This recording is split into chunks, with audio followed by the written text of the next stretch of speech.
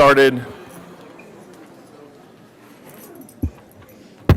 We are going to begin tonight by opening our budget hearing on our revenue neutral rate.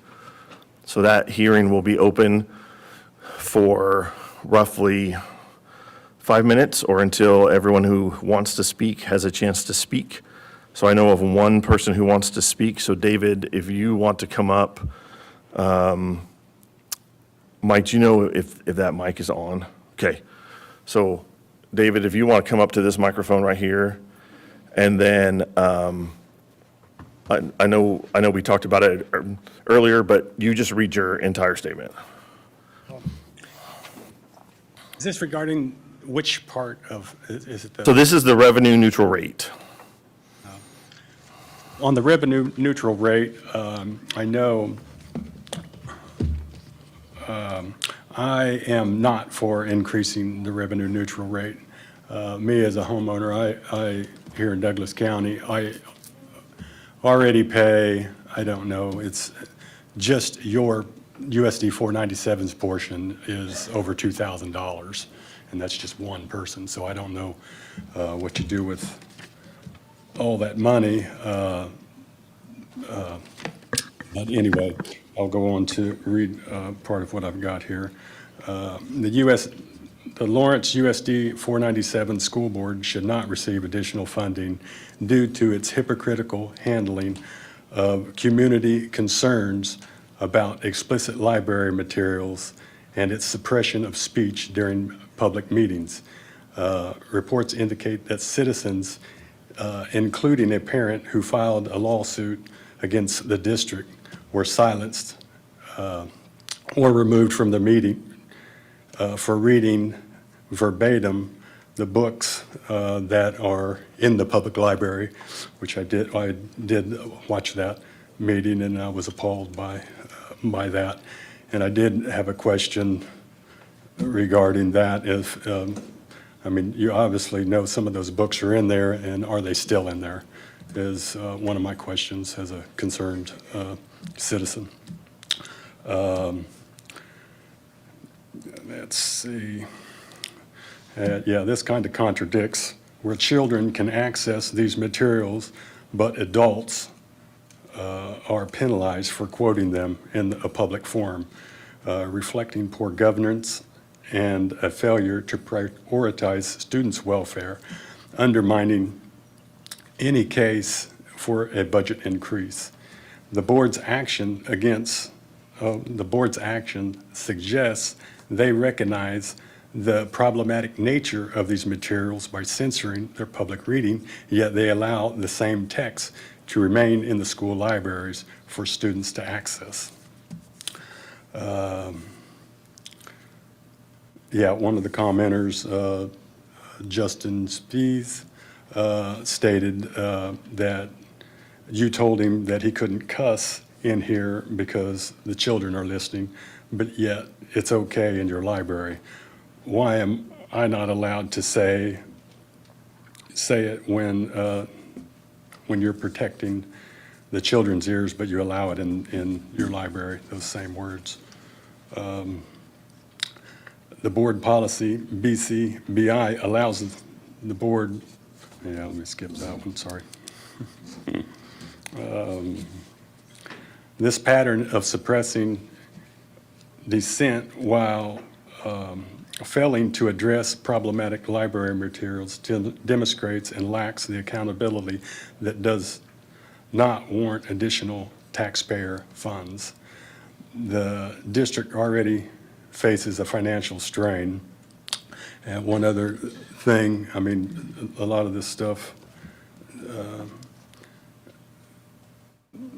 that you're teaching, excuse me, I'm terrible in public.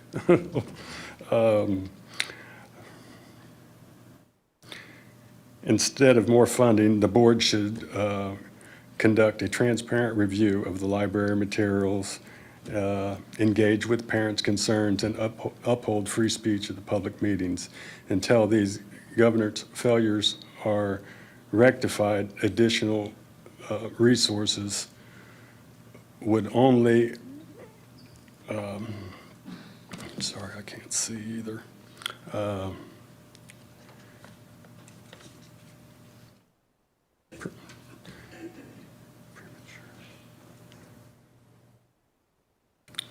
Yes, and that's pretty much what I have to say for right now. Okay. Thank you for your time. All right, thank you. For the revenue neutral rate, is there anyone else who has comment?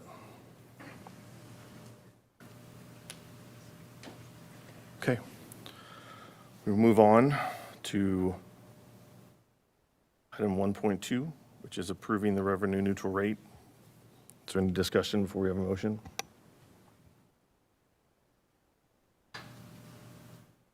All right, can I have a motion?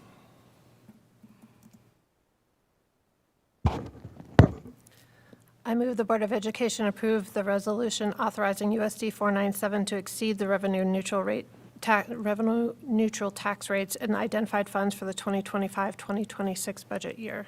I second. Byers, Yes. Cadu Blackwood, Yes. Costello, Yes. Franklin, Yes. Gordon Ross, Yes. Jones, Yes. Kimball. Yes. Motion passes 7-0. Okay. We're going to close the budget hearing for revenue neutral rate. And we're going to open the budget hearing for the 2025-2026 budget. Do we have anyone who'd like to make comment for the budget?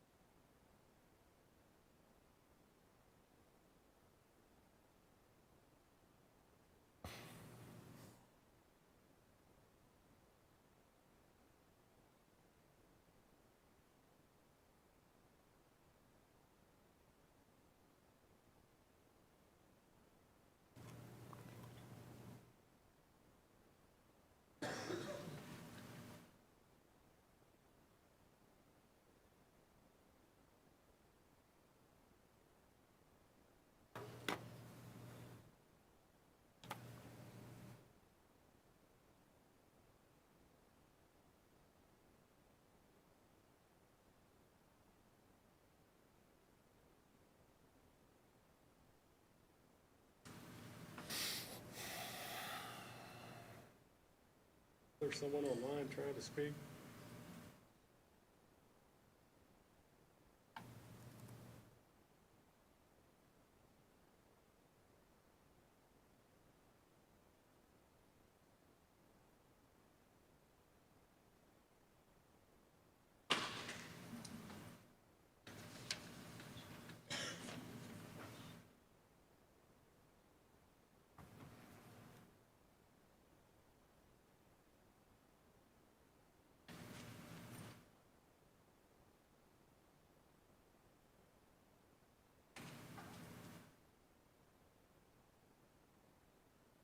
Okay, we're going to close the budget hearing for 2025, 2026.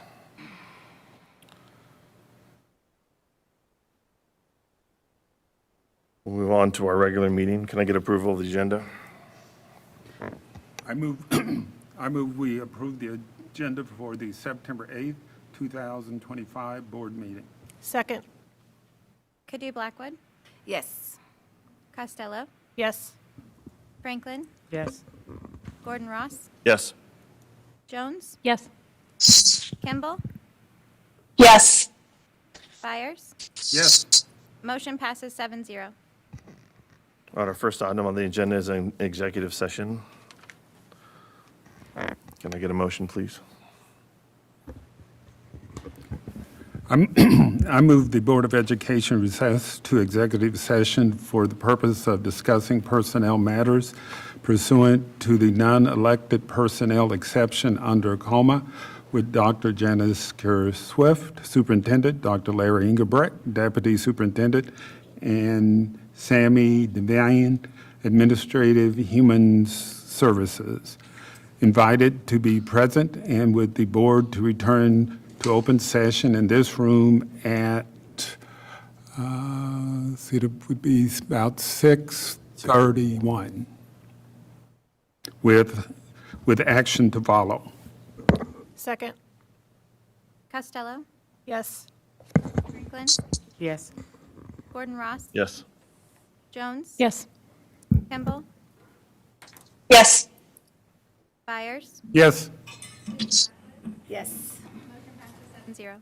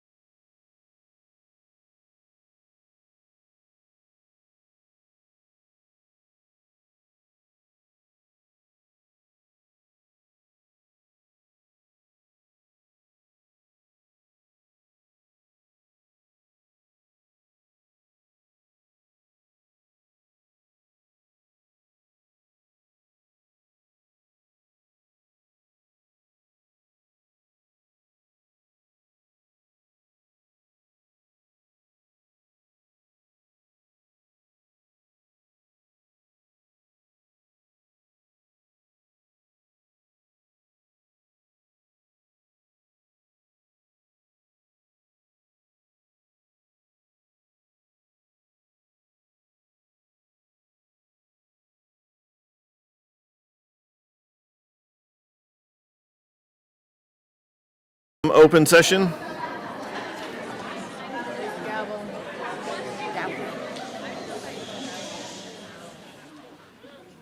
Thank you. Wow. We have returned from open session. We have returned to open session from executive session. So now we are going to recess into another executive session. Can I get a motion, please? I move the Board of Education recess to executive session for the purpose of discussing personnel matters pursuant to the non-elected personnel exception under COMA with Dr. Janice Kerr-Swift, Superintendent, Dr. Larry Engelbrick, Deputy Superintendent, and Sammy Devine, Administrative Human Services, invited to be present, and with the board to return to open session in this room at 6:52, with action to follow. Second. Franklin, Yes. Gordon Ross. Yes. Jones, Yes. Kimball, Byers, Yes. Kaju Blackwood, Yes. Costello, Yes. Kimball. Motion passes 6-0.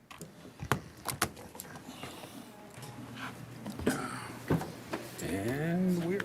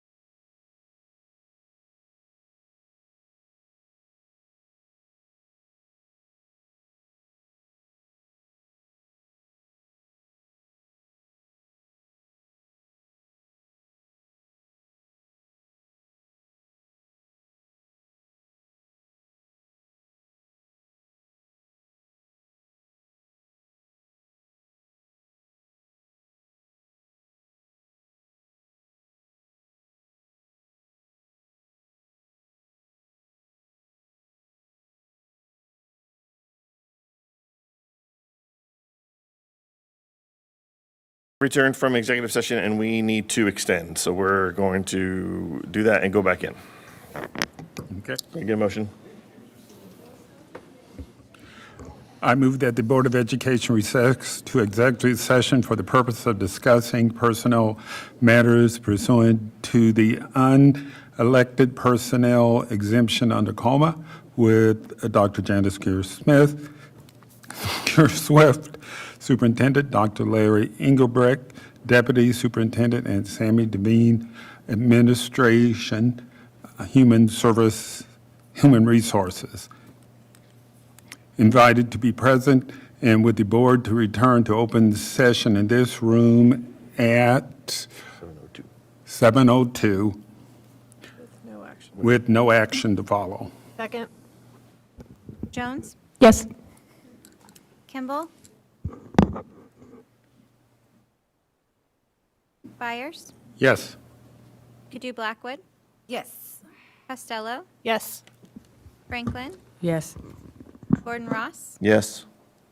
Kimball? Motion passes 6-0.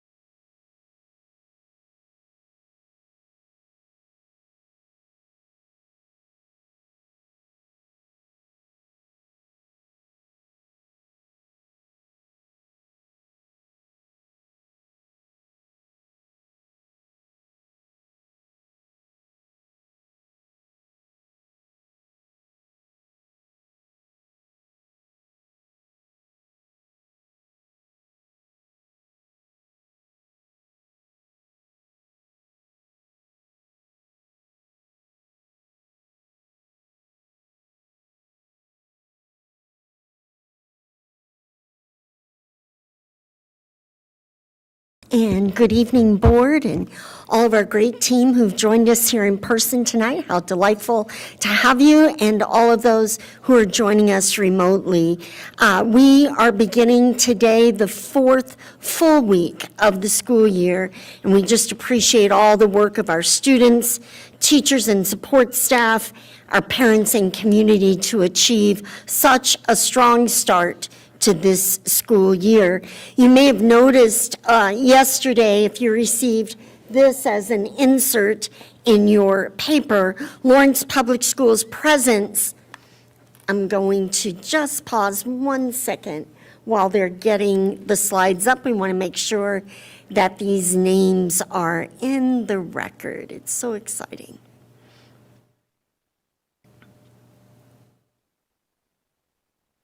Very good. As you will see if you get a chance to look at the Best of Lawrence 2025, our USD 497 presence is impressive among this list. So they'll get us up and we'll run through them pretty quickly. You are. Okay, can you make it full slideshow, please?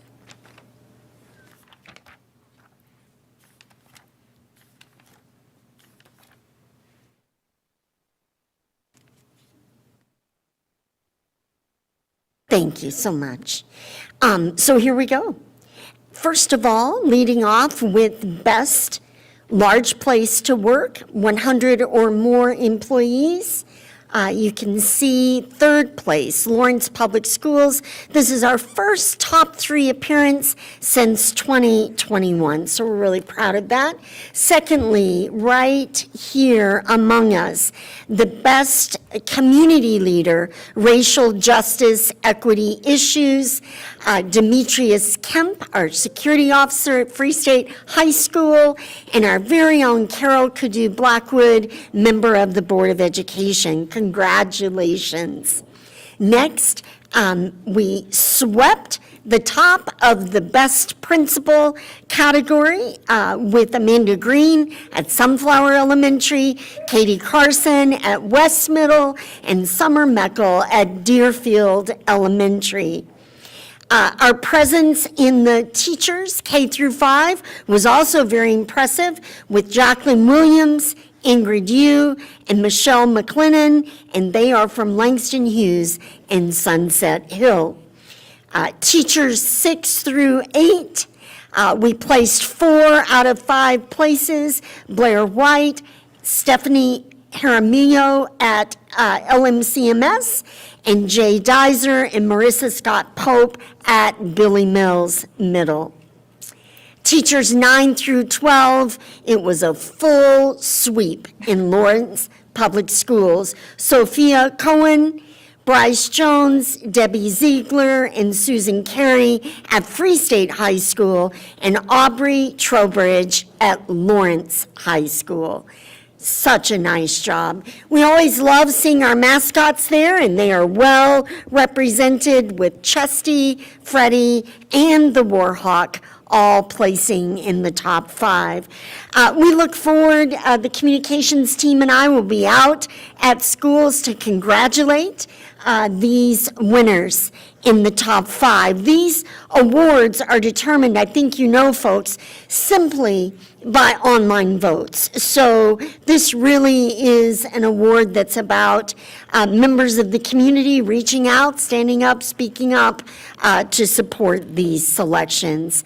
I've been out in the community. It was great on Thursday morning very early to be over with the Jayhawk Breakfast Rotary Club last Thursday. I just appreciated sharing the progress on back to school updates, and very grateful for the Jayhawk Rotary. They are one of 3 Rotary clubs in Lawrence, and they're the ones that meet early on Thursday morning.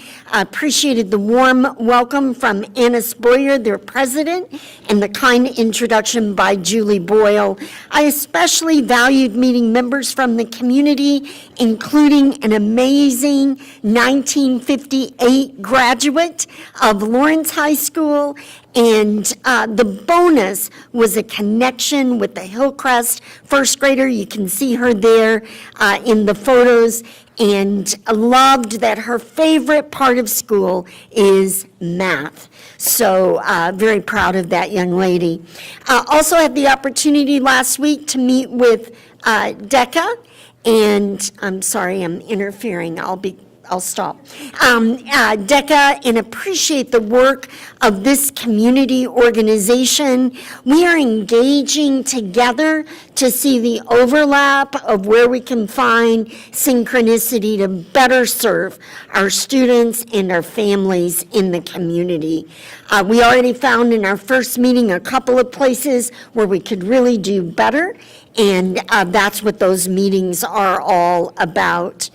Really excited next to be with the Chamber Government and Community Affairs Division. That's a large crowd. We'll be over at Innovation Park with those folks on Wednesday of this week to share updates about the work in Lawrence Public Schools. You may not have realized it, but Lawrence Virtual School has recently received some data regarding their academic performance in comparison with all virtual schools in Kansas. So I'll just highlight and appreciate Principal Zach Harwood shedding a light on this data for us. LVS outperforms substantially in math, ELA, and science than the state average for all virtual programs. Of course, the data has caveats inside of it, as is always the case. They're around the percentage of students tested, which is always a question in virtual programs, and then also around how widely open their enrollment process is. Some schools are very selective about who they allow to enroll in virtual. Our door, much like our in-person schools, our door is wide open. So this is very much a heterogeneous student population. Overall, this data supports that virtual schools are a viable option when they are done correctly, and further, that our LVS model in Lawrence Public Schools is substantially different and better from many of their virtual peers. In fact, I believe we are the best virtual program in the state of Kansas, and I just want to give a shout out to that LVS team. Preschool through 12th grade schools update. I think folks are aware we've started FastBridge testing, K-12, and it really is about measuring students' reading and math skills and helping our teams to know where to start at the beginning of the school year. You recall that students are screened in the fall, in the winter, and again in the spring to see who's on track, who may need additional support, and to identify the trends that we see. I want to give a shout out to all of our folks at elementary as they are navigating these additional specials sections and really helping students to build their skills very directly around AVID, around science, hands-on science learning, and expanded social-emotional learning. These specials have fallen right alongside our traditional specials of art, music, and PE to really help provide that whole child learning experience, and also to support our elementary teachers with having that second planning a professional time to do the work that's expected of them. There's never enough time in the day for that work. Wanted to highlight just a couple of things. Planning is in place for a week from today, Monday, September 15th, our first professional development day of this kind of fall season. And then a couple of updates. I appreciate Dr. Amaya and teachers sharing this work with us. First of all, we are launching kind of the name of the Learning Exchange as our professional development model. It is a model that's designed for teachers, by teachers, with teachers, in support and service to students. This model will give teachers the opportunity to lead their peers, to work in networks and in groups, learning, offering sessions on a variety of topics organized under strands. Our strands for this year will be about building dignity into school culture, high-quality instruction, assessing learning in the classroom, social-emotional well-being, and then systems of support, CI3T. Secondly, we've talked a lot about it since the spring, really flattening the organization so that we are working directly with teachers in schools and not really having that middle level of administration. This will look like teacher learning networks. It's early in the year, so at this point, there are more questions than answers, but I want to point to a few things this evening. Teacher networks will be collaborative groups that tackle system-wide challenges in teaching and learning. So these groups, and we have great examples already existing, elementary math cohort, they've done a tremendous job for their first year and now into their second year. By examining research and best practice, these teacher networks will work to address common issues in teacher practice and help us build systems that are aligned and directly in support of our classrooms.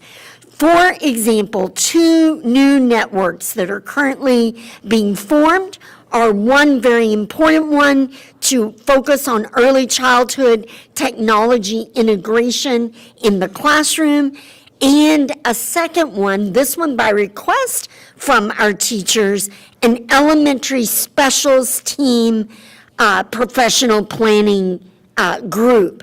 And those folks have put their hands up to be a network because it is a little bit harder when you're at elementary to connect for that professional planning, because typically there's only one of each of those in each school. Each network will be facilitated by a teacher leader or by teacher leaders and supported by the teaching and learning team and by our principal team as well. Participating teachers will volunteer to act as early implementers to really refine our thinking and the decisions and guidelines developed in the group. The teacher networks are designed to build teacher capacity and to strengthen alignment so that our system is aligned right to the ground with our practitioners. On that note, I wanted to just touch on screen time at elementary and that study. This fall, we're continuing our work to ensure that we are thoughtful and research data informed in our approach to technology to ensure that developmentally appropriate learning experience particularly at lower elementary. I need to acknowledge and want to acknowledge publicly that in retrospect, I would have wanted more thoughtful, in-depth conversations directly with elementary classroom teachers last spring. That would have been ideal, and I personally take responsibility that we didn't get that done as well as I would have liked. We are excited, however, for the opportunity this fall to convene teacher groups. We already have several volunteers from among early elementary teachers to come together to review the research, to have the conversations, to gain input from all of our teachers, and to work together to refine and calibrate technology integration practice in a thoughtful way at the elementary level. So Dr. Amaya, Assistant Superintendent, and Elementary Director Roberson will be convening that group of representative K-1 and maybe some second grade teachers also, we'll see, for that conversation. And we'll look forward, board members and community, to hearing more about their work as we move through the fall and winter. Coming up on Friday, you may not have realized it yet, but it's Avid Day this Friday, September 12th. It is a national day that honors 45 years of impact of avid educators, students, schools, and districts across the country. Several schools in our own district will be participating in celebrating, including Sunflower Elementary, Southwest Middle, and Billy Mills Middle School, and Free State and Lawrence High Schools. As we raise our level of play with Avid across Lawrence Public Schools, we anticipate the full implementation in 2026. This is an excellent time to remember the why, and I thought it would be good, even though our time is short tonight, to hear directly from a student. This is Jelani from the Lawrence High School class of 2021, talking about his why with Avid.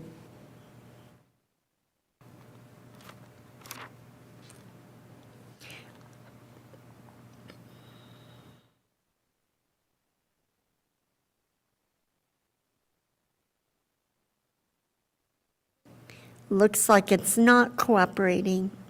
Okay, I apologize. I'm going to send that out system-wide, and I apologize that we didn't get it to work tonight. It did work in our dress rehearsal. I just want to make that note. It was working beautifully only an hour ago, so there we go.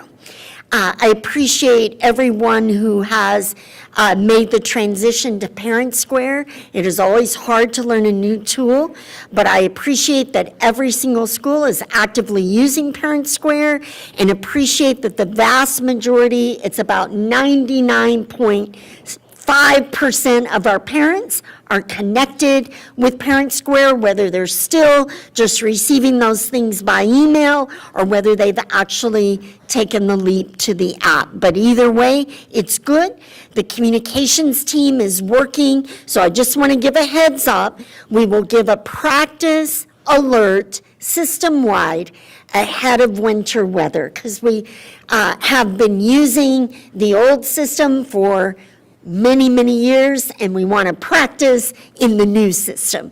So when you see that alert, we will put emergency practice all over the front of it and all over the back of it, so don't get excited about the middle part. We're just practicing to make sure everybody gets the notice. The district's website has featured a combination of coverage for so much that's going on in the district, including our enhancements. There's a spotlight there on preschool programming, on laptop usage at the high school, and some fun items, including the 34 goats in residence that are continuing their work at Langston Hughes property. I just wanted to give you, we progress monitor on our children and on our goats. So I wanted you to know the update. They have cleared nearly 3 acres in 2 weeks since our last board meeting, and they have 3 more acres to go. They're halfway through, right, Dr. Engelbrecht? Very good. So they're making good progress on their goal, and you can see they're having a little snack right there. All right, very good.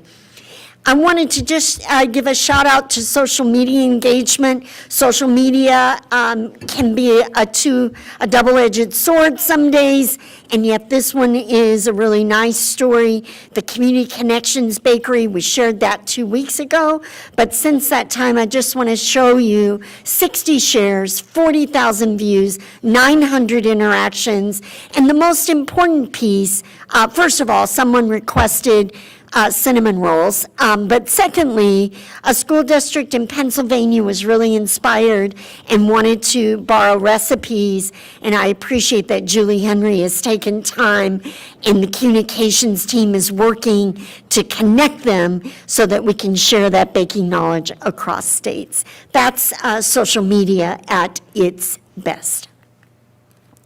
Really want to give another shout out to Free State High School. I'm sorry I wasn't able to personally make it Friday evening. There were other pressing matters in the district also, but this was the happy note on Friday evening, was that our CASHA officials were out to Free State and made the actual award. This is the Kansas High School of the Year in Performing Arts, and they are the only school to win it twice. Previously, they won it in 2019-20. After the presentation, this photo is all of the students who returned to Free State who were performing arts students. So there are a large number of KU marching band members and students from all over that returned for this pride photo at Free State High School. Just a couple of other updates. Elementary science, our first graders are using the traits to identify adult versions of baby birds. So they are circling in this photo any identifiable traits like their beaks, feet, eyes, and match them to the bird's adult counterpart. Also at Prairie Park, the class of the district's lead STEM teacher, Stacy Alvers, are exploring nature and animals through a variety of hands-on activities. After learning about snails, kindergartners searched the Prairie Park Garden to find one in the wild. I'm happy to report the kinders were successful. There were snails in the wild there. Nutrition and wellness, Woodlawn Elementary had a great nutrition moment recently, enjoying fresh local watermelon from Girac Family Produce. This is part of our USDA fresh fruit and veggie program. I'm not quite sure how the puppy did with the watermelon, but that's a great photo, isn't it? Sunflower Elementary, Sunflower 500. This is over 1.2 million views, but really this is about the sunflower tradition, is that students earn their best bucks and then place their bucks into a raffle, and one of the most popular prizes is the ability to run the loop at Sunflower Elementary, and a handful of students sprint 2 laps around the school as they are cheered on by their teachers. You can see a great photo. Actually, the one on social media shows the child breaking through that finish line. I just want to give a thank you to the boardroom art display. This is curated throughout the year by our art teachers, and this year we're raising the level of play just a bit, that for this next period of time, it is populated by real photos from our schools, and every one of these photos was taken by team member Andrew Bevan. So congratulations, Andrew, on this beautiful display of the work that we do. They say a picture is worth 1,000 words. I think it's more like 1,000,000 when it's a picture of children and beautiful work that we're doing in schools. Just a friendly reminder, there will be no school for early childhood through 12th coming up on Monday, September 15th. And lots of events coming up. Just reach out to your school. These should be right in your principal newsletter that comes to you, but we just want to make sure that you see them. And with that, we appreciate all of the engagement and work across our district this fall to ensure a strong start to the school year. I thank you for your patience with this longer than usual report, but there was a lot going on. Many thanks to our students, our teachers and support staff, our families and community for all of your diligent work. We have 10,000 reasons every morning to do the work we do, and I just want to thank everyone for your support. Thank you, members, for the opportunity to share this report and for the honor of serving the Lawrence Public Schools. Thank you. Thank you, Dr. Swift. Moving on now to the president, the report of the president of the board. Just a couple things. Start with two events I was able to attend since our last board meeting. On Tuesday, August 26th, I was able to participate in the Region 1 legislative listening event put on by KASB in Leavenworth. And then yesterday, I was able to attend the school board candidate forum hosted by Women for Kansas, the League of Women Voters, and the NAACP, hosted at the fairgrounds. As a reminder, the upcoming election for school board will take place on Tuesday, November 4th. The last day to register to vote is Tuesday, October 14th. In-person advance voting starts on Wednesday, October 15th, and goes through Monday, November 3rd at noon. The last day to apply for an advance ballot is Tuesday, October 28th. There are 3 seats open in this election and 7 candidates. When you vote, you can vote for up to 3 people. For any group out there that would like more information or is interested in having a conversation about the school board, how it works, or what our role is, I'm happy to come and talk to you. Please feel free to reach out, and we'll attempt to work something out and get it scheduled. My contact information is on the district website. Lastly, at our last school board meeting, there were concerns raised about busing and specific bus driver staffing and how the board had done nothing to address this issue. For clarity, the district contracts with First Student, which is responsible for hiring and managing bus drivers. I reached out to First Student to get details on pay, hiring, training, and retention, and wanted to share with the public what I learned.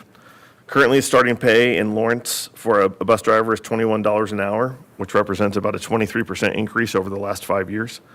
First Student proactively raised the rate above their 2025-2026 collective bargaining agreement rate of 2025 to attract drivers, and drivers also receive an annual CBA increase.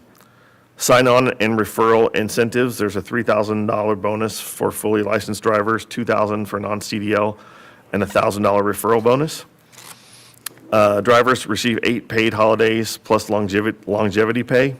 Additional paid day off per year of service up to 12 days. The recruitment channels that they've used is targeted Facebook, Indeed, Craigslist ads, hiring events, community booths, fairs, parades, Kids Expo, banners, and local outreach. Retention and engagement are regular driver events, gift card giveaways, recognition programs, and seasonal engagement activities. And finally, for route coverage, they use part-time drivers, admin staff from First Student cover routes where needed. And at the time that I received the email, they had 4 applicants currently working on their licensing that they needed to take up permanent driver positions. So that is my report. And so at this point, I will turn the time over to Emerson Hafzales, President of the Lawrence Education Association, for some time and comment from the union.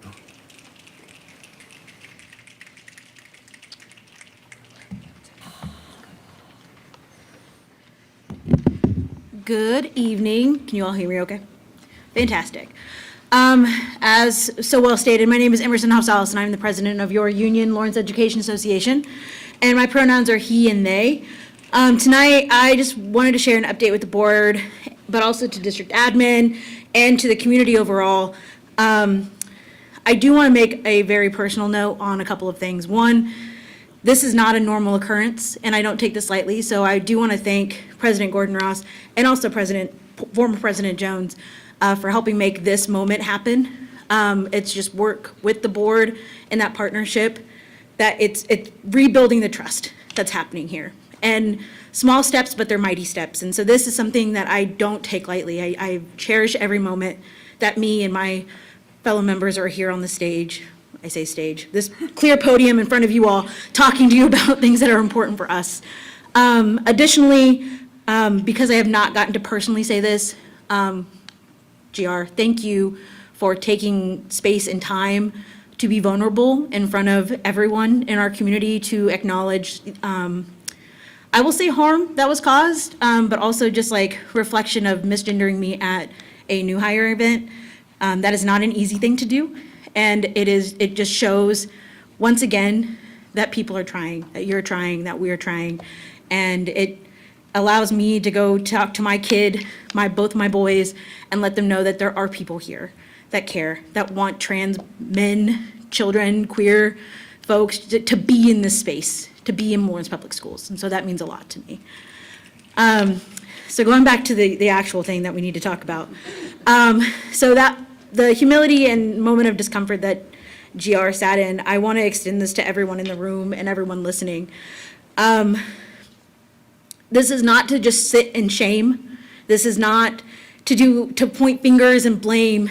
It is honestly to just tell you why Lawrence Public staff are angry. We're mad, we're frustrated. And this is the only way we can do that. And is it performative? Yeah, but it is a truth that needs to be shared, and we all need to own every part, whether we indirectly or directly made a decision to get to where we are in this space today. To say that our district is picture perfect is very naive. We are far from it, but we also are not terrible. We've made great strides. We've done really amazing things here in Lawrence Public Schools, and I think we can all attest that that comes from our staff. It comes from every magical moment that's happened in the classroom and in those schools every single day, and a lot of it comes from our ESPs. We would not be where we are in this moment without them. And I want to just highlight that certified or angry about the wage that we were given, $800 is not enough, 54 cents is not enough, but I know that's just where we are, right? We got to this point somewhere down the road, and we can blame anyone and everyone to that why we're here, but that's not gonna do anything. What are we going to do? We can sit, as I told my kiddo going to K-State, you can sit and complain today, but move-in day, when you walk on campus, you go fight for what's yours. And that's what we did this week. On Thursday, you saw a lot of red as you were dropping kids off or as you were driving through, and that was all Lawrence Public School staff supporting our ESPs for a living wage. And you saw us at the school board forum, wearing red, listening, asking questions, and even today, Billy Mills, shout out to Bob, or not Bob, Tom Barker. I was looking at Bob when I was saying that, my bad. Whoops. It's been a Monday. But, you know, we saw so many people advocating and asking, and now it's to the point where we're frustrated and we're demanding. I know demand is a kind of harsh word, but it's where we're at. So, like I said, we can point fingers and blame whoever, but everywhere is not fully funded and sped. Everywhere is, you know, we're all, every school district in Kansas are in the same thing. And the question that I'm getting fielded a lot, and I don't have an answer, is why is Lawrence Public Schools still behind?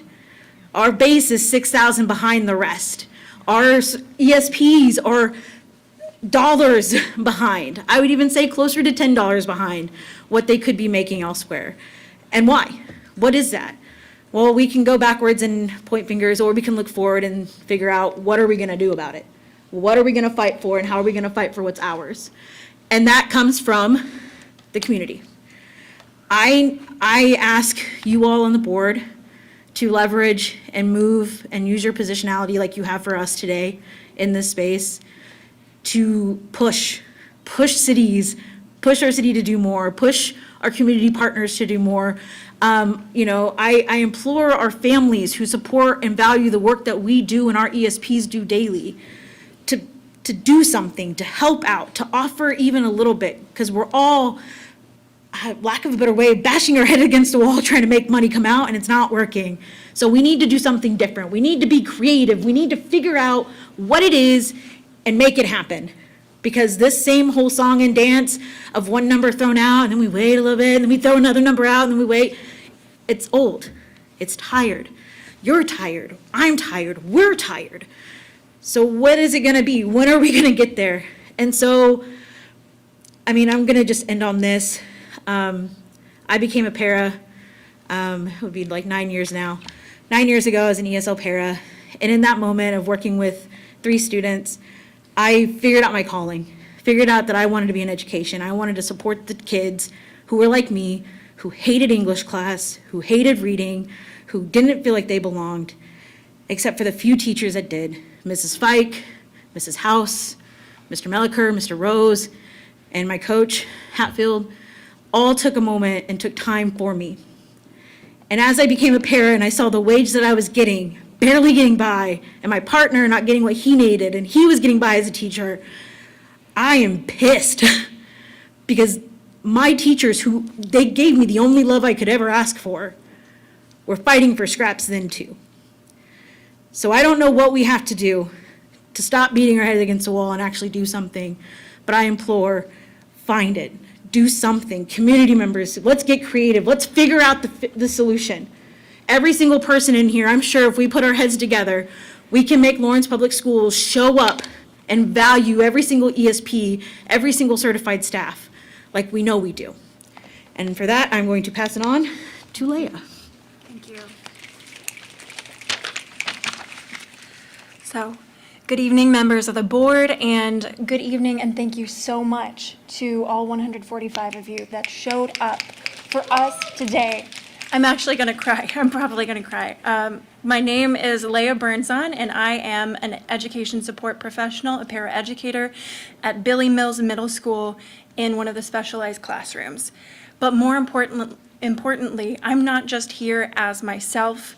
I'm here tonight as part of a unified voice, that of the certified staff and the education support professionals. As ESPs, we work within our school as paraeducators, custodians, food service staff, administrative assistants, and countless other jobs. We are the people who keep our schools running day in and day out. We are the first people that you see in the morning coming into school and the last people you see when you leave at night. And we are essential to student success. Yet far too many of us are forced to work second jobs just to make ends meet. And we are dedicated professionals sacrificing our own time and well-being to stay in public education because we believe in our students. And if not us, then who is going to do? Who is going to do it? When we underpay the people who care for our children, who feed them, keep their schools clean, and support their learning, we are telling them that their work is not valuable. But our schools are not going to function without them. So if we truly believe in equity and dignity, we must ensure that all USD 497 employees earn a wage that they can live on, not just survive.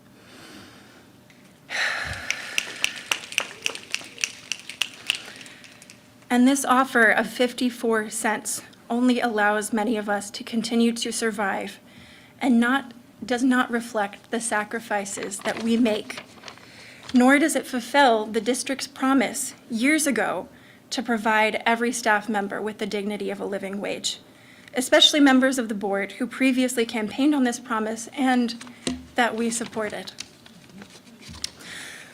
So, let me be clear. We are not here tonight as separate groups of ESPs and teachers.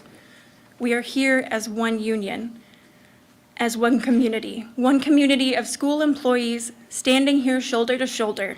We teach, we feed, we clean, we care, and we keep our students safe together. When one group of us is undervalued, the entire system suffers, and our students feel that loss most of all. Thank you.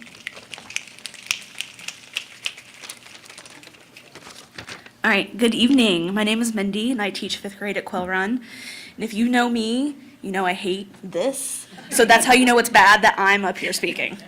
So I wanted to use this time as a certified staff member to amplify some of the ESPs who make our schools run every day in Lawrence. And so I'm going to read 2 statements for 2 of our amazing ESP colleagues at Quail Run. This first one is from my colleague Victoria, and Victoria writes, "I'm a new single mom to a 3-month-old baby, a full-time college student, and a dedicated employee in the school system. I recently relocated to Topeka, which makes for a longer commute, but I love my job and the kids I work with, so the drive is the least of my concerns. Working at the school has given me flexibility to continue my education and support my son, but I'm going to be honest. It's incredibly hard to make ends meet with the wage I currently earn. Between paying for college, covering essential bills, and trying to provide for my baby, I often find myself falling short. I chose this work because I care deeply about students and the impact I can have in their lives, but caring doesn't pay the rent or cover childcare. The reality is we do important work that deserves fair compensation. Right now, many of us are sacrificing our financial stability just to stay in roles we love. This raise isn't just about money, it's about survival.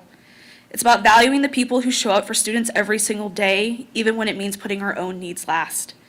Please consider the real cost of underpaying essential staff and what it says to the people who are building the foundation of our schools from the ground up. And then this next comment is from Amy, Quail Run's lovely secretary. Amy writes, I'd like to take a moment to explain the importance of a living wage for classified employees. From my perspective as the school secretary, I make a difference every day by greeting students, providing information to teachers, managing communications, and helping to set the tone for our school's climate. Despite this wide range of responsibilities, secretaries are paid less than a living wage, making it difficult to afford basic necessities and causing constant turnover in this important role.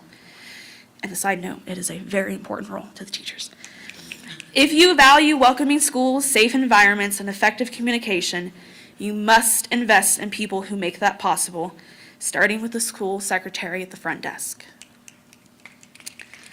So tonight, I've shared just 2 voices of the many people who keep our schools running, who greet students with smiles, care for their needs, and create safe, welcoming spaces for learning. They are showing up every single day for our kids. It is time for this district and community to show up for them. A living wage isn't optional, it's essential. And if we want strong schools, we have to start by valuing the people who make them possible. Thank you.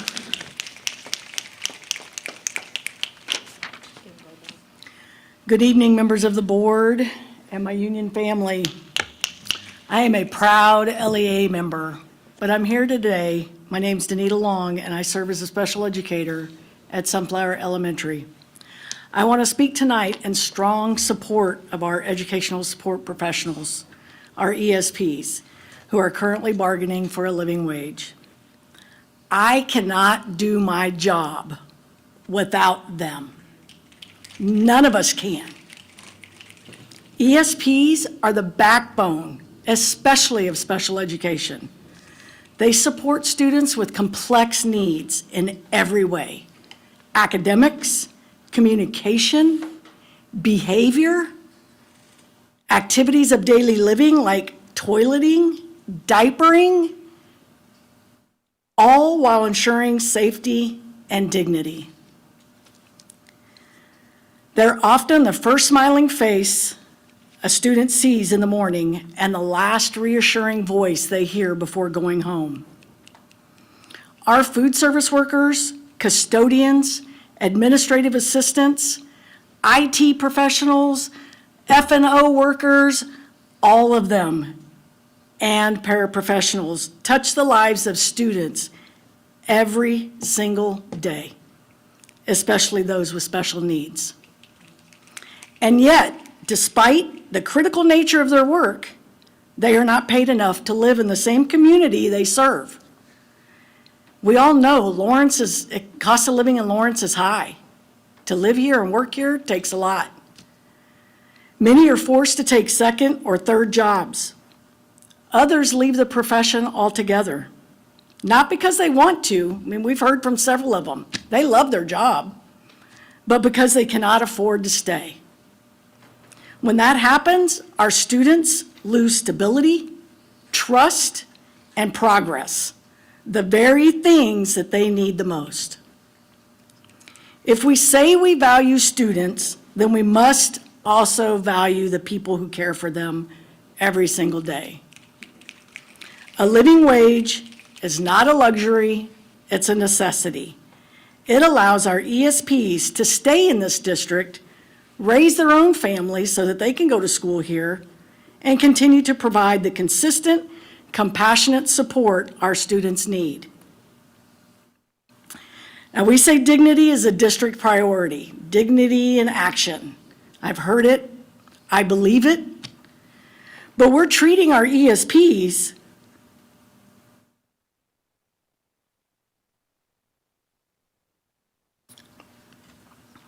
But are we treating our ESPs with dignity when they have to go to food banks to provide for their families? Are we treating them with dignity when they have to shop at thrift stores, not because they choose to, because that's all they can afford? When they must work multiple jobs just to make ends meet, are we showing them that we treat them with dignity?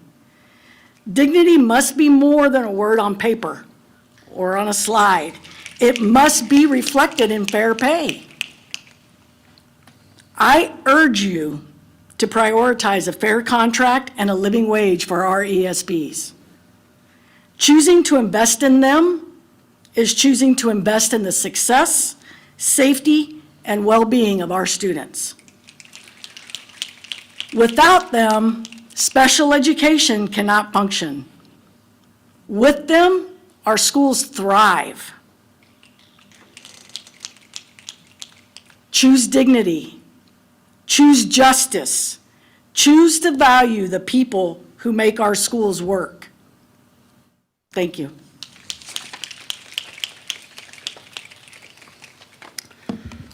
So my name's Tom, not Bob. I thought it looked nice. Tom Barker, and I teach, here's the worst part, 6-7 social studies at Billy Mills Middle School, and I'm the chair of LEA Advocacy, and I'm the proud parent of a freshman at Lawrence High School and future student at Quarterly. I think a lot of people have a huge misunderstanding of what school board members do. I think when they think of school board members, they think of you guys as the managers, like, oh, they're gonna fix this problem. If I have 32 kids in my class, then it has to be GR's fault. It's immediately his fault, he set the schedule, and it's not. School board members really are elected or run on a vision that they have for our public institution of education, our greatest public institution. And in taking that vision, we elect you, and then you bring that vision here and work with your colleagues to come up with a plan or to move forward with our public schools that our superintendent carries out. I think that that's really, really important, is that you're elected not as managers, but as advocates. Advocates of your vision of what you feel our community needs and what makes a good public school. I have watched my fair share of state legislative meetings, way too much educational task force meetings. Even at 1.4 speed, it is way too much. And I have tried to advocate as much in that space as possible. Yesterday at the forum, we keep hearing about both incumbents and people who are running for the first time about fighting and about the $14 million that we are shorted because we don't receive that 92% of excess cost. But the problem that I see, in my own opinion, is that, and I'll just be frank, is your advocacy is not there. The exception being Shannon, that's their job. And it's been too long that, as board members, we've relied upon Shannon to be that advocate for us.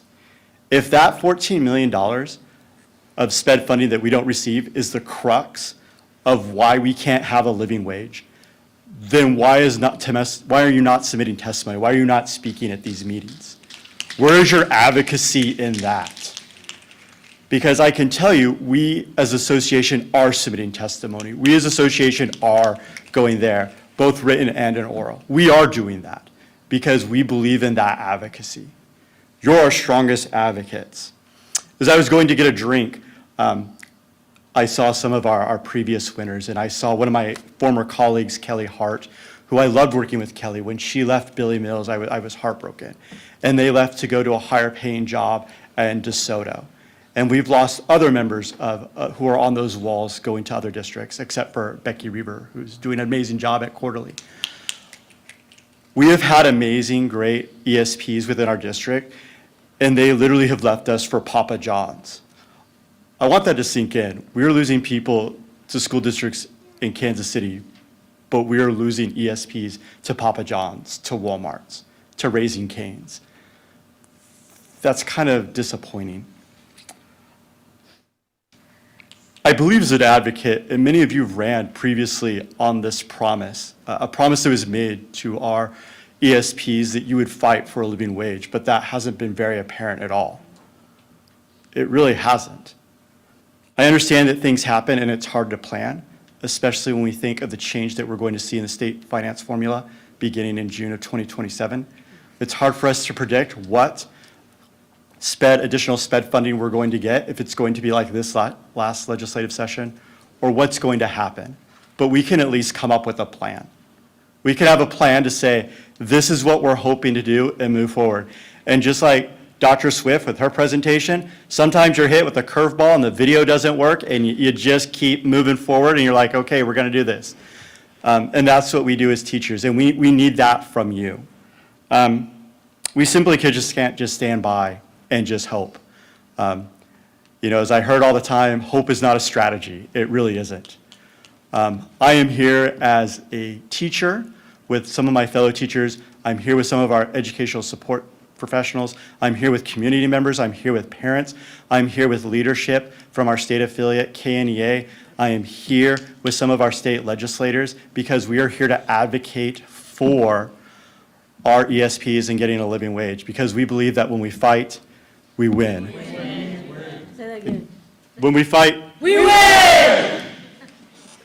Thank you very much for this time.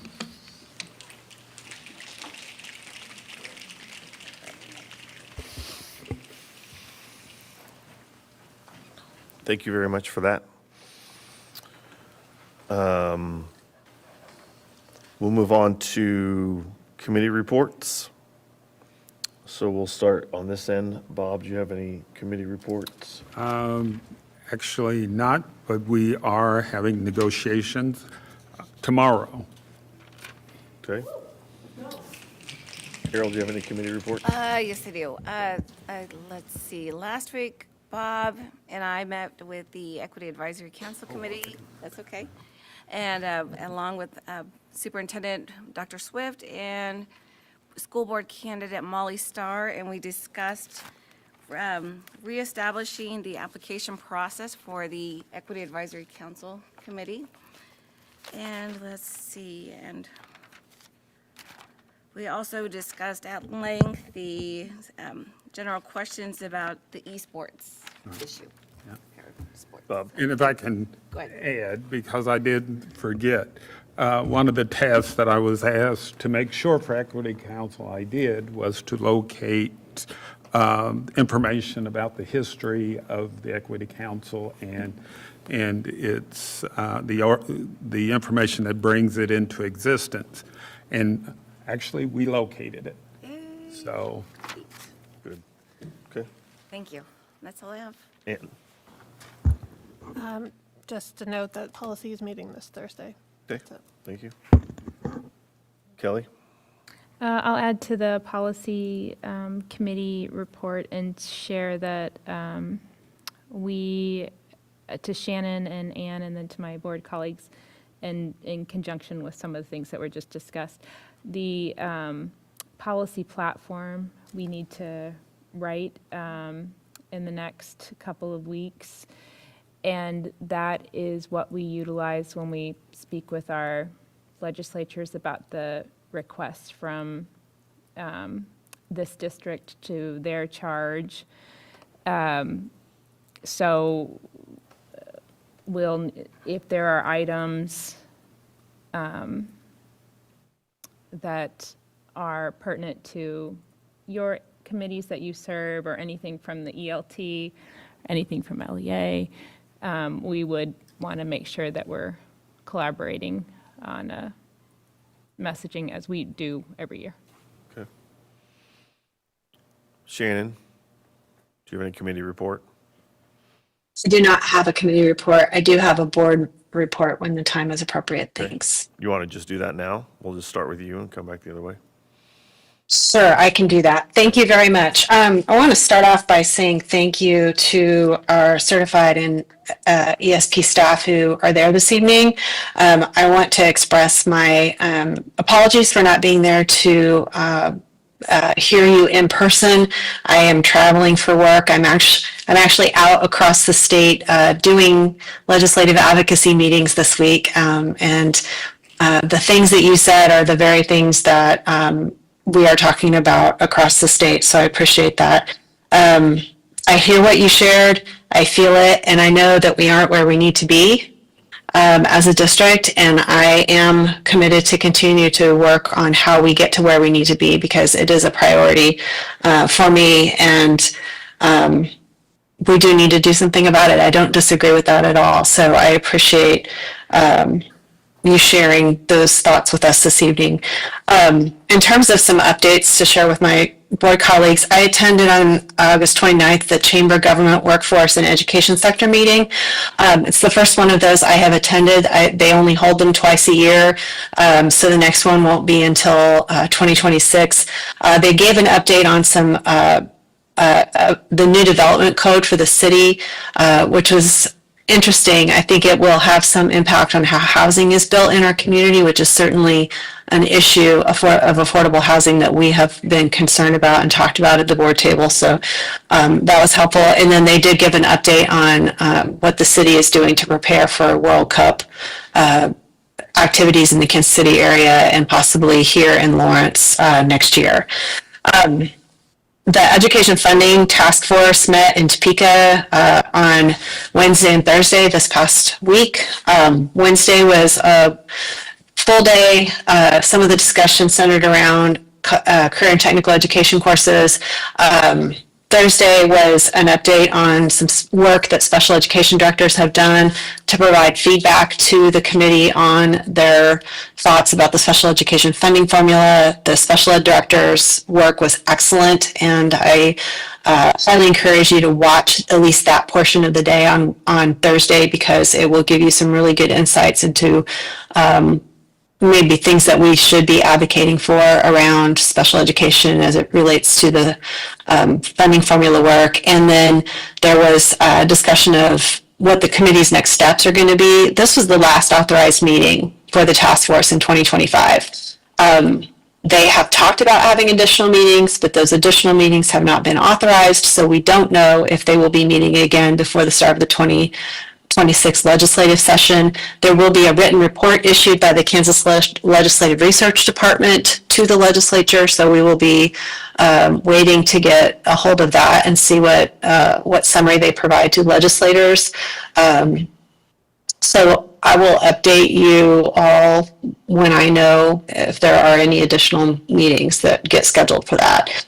And then I wanted to thank Dr. Swift and other staff for the invitation to attend and be a part of the celebration at halftime last Friday evening at the Free State high school football game for the Free State Performing Arts School of Excellence Award. I'm extremely proud of our district and of Free State High School and the performing arts and forensics and debate staff who were, and students who were honored and recognized with that award this year. It's really a great accomplishment, so congratulations to them. And then finally, just a brief for the board federal update.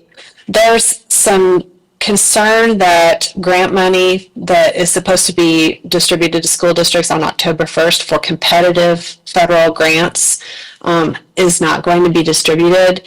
So the landscape as far as federal funding goes continues to shift nearly daily, and there is quite a bit of uncertainty. So I just wanted to put that in front of you again as we are thinking about the decisions we have to make later this evening about the state budget questions that we have an opportunity to weigh in on. So that's all I have. Thank you very much. Thank you. Kelly?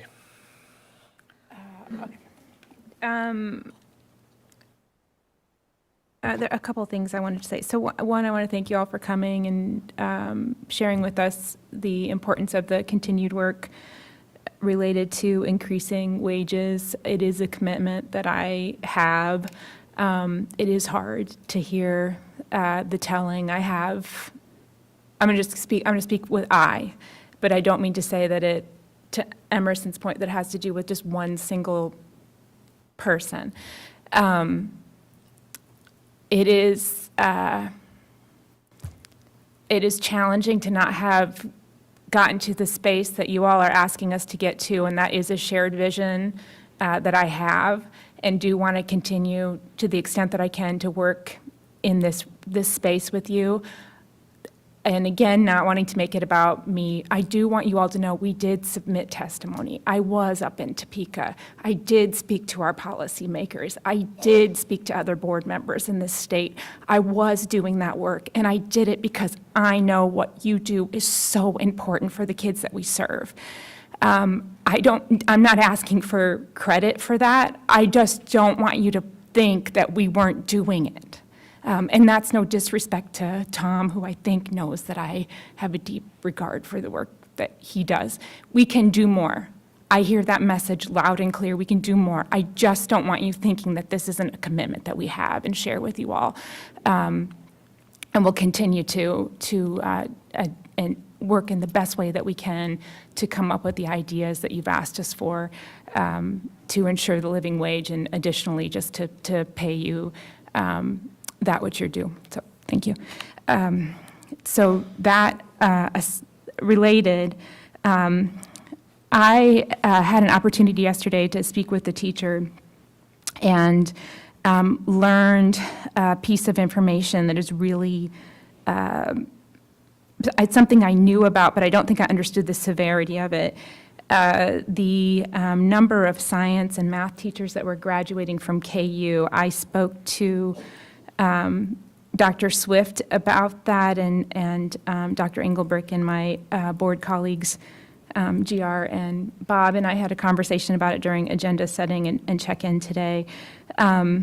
I asked for just some communication to understand whether or not that is, what the accuracy in that, not to throw my own husband under the bus, but he is a scientist and did also share that he has some concerns about programming that's shifted at the KU level. So thinking about other spaces that we can do some advocacy work. I know that we need teachers in all spaces, particularly special education. I just wanted to draw some attention to that science and math piece because it was a new level of awareness to me, given our partner with KU and then also with Haskell. So those were the two things that I wanted to bring to the table. And just again, thank you all for coming and for reminding us, what we're up here for. So thank you. I don't have much either. I just want to acknowledge LEA for coming in, and thank you, President GR, for putting them on, making space to put them on our agenda. I think it's nice and that we can hear from the people that we are here to serve. We are elected into these positions by you guys, so to be your advocates. So I want to let you guys know that I hear you, I see you, I have family members who are you. And to see some have to take on a second job and move in with family members because they cannot afford to stay here. So I see you. And I will do everything in my power to make sure that we all agree to get you guys to some type of living wage.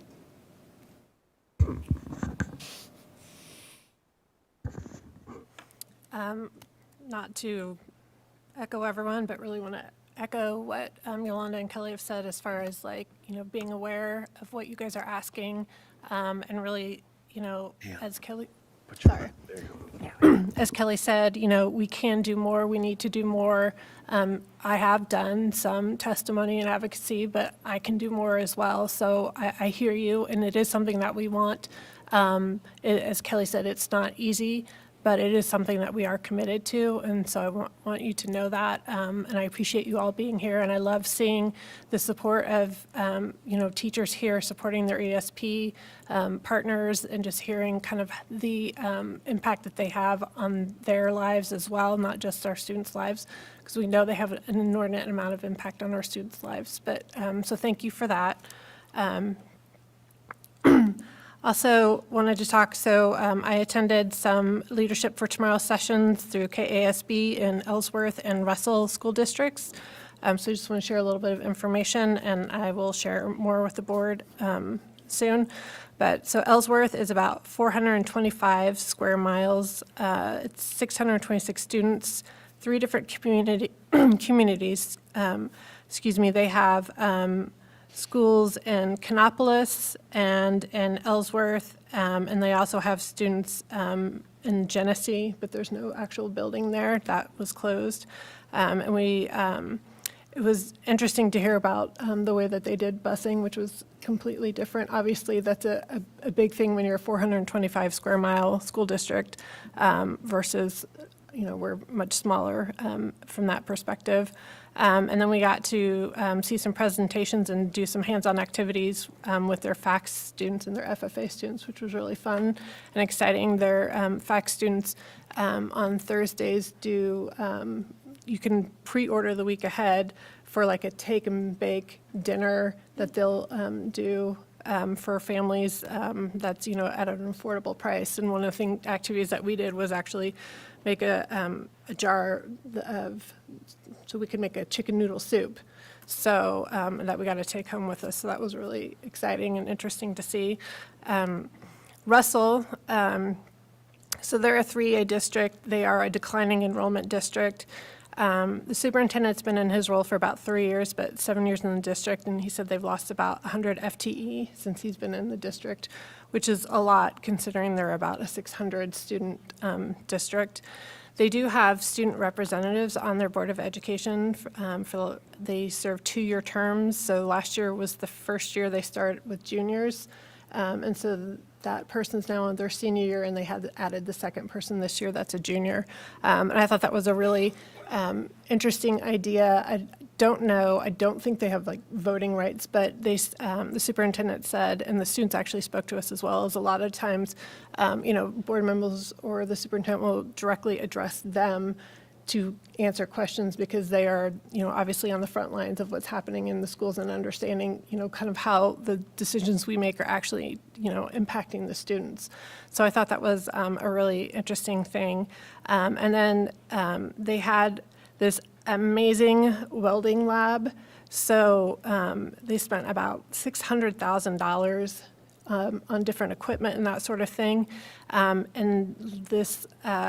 they are 1 year in, and last year over 10% of the graduating class went on to welding jobs, some form of welding field jobs, just in that first year alone.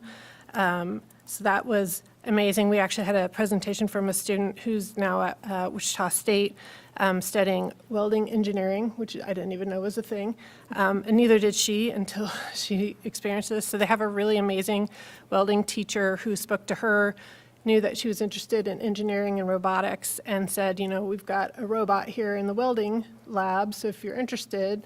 So she kind of had to take all the intro courses in welding and kind of realized she kind of liked it. She had to learn how to do some welding before so she could understand what the robot was doing. And the more she experienced it, the more she got interested in it.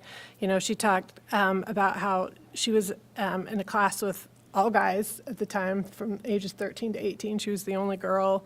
But she realized that she really liked it. And so she decided she wanted to do something with welding, and that's where she kind of did the research and was able to find the two things that she enjoys, which are welding and engineering, and that's now what she's studying. And so it was just really inspiring because to see, it's not, you don't hear a lot about girls in welding programs, and to see how excited she was about it and just like non-traditional, and just she was a really inspiring speaker. So that was awesome. I have photos too I can share, but they have like 5 or 6 different virtual reality welding things that they can practice on along with the actual stuff. So it's a huge program. It was really started out of a community member coming and saying, hey, we've got a lot of these jobs that are open in the community that we need filled. What can we do to build a program here to help these students and help turn out more people that are willing and able to do this? And so they, obviously had to raise a lot of money, but that's how the whole thing started. And it's an amazing program. So that's all I have. Carol? Thank you. Out of respect for everybody's time, I would like to thank everyone from LEA and our ESPs that came in here tonight and spoke with us, and thank you all. And I want to just take a little bit of time to, echo what Kelly says. Some of us, we've had the ability to meet with some of our lawmakers, and I've met with some lawmakers who are outside of my district who may or may not have, listened to what what I see and I hear within Lawrence Public Schools. And I know all too well what it is to have to struggle to make ends meet or move in with relatives just to, get by. And unfortunately, too many of our people are living with the uncertainty of, the bottom of your life falling out.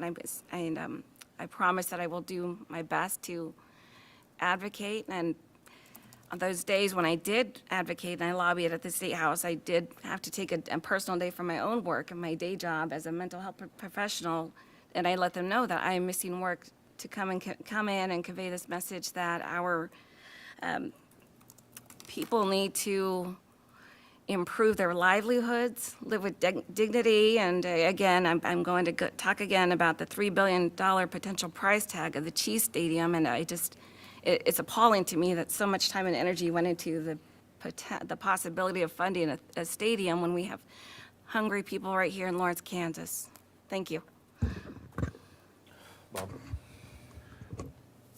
Now, first, I want to thank the ESPs and LEA for their presentation. It takes me back to a bit when I was in high school.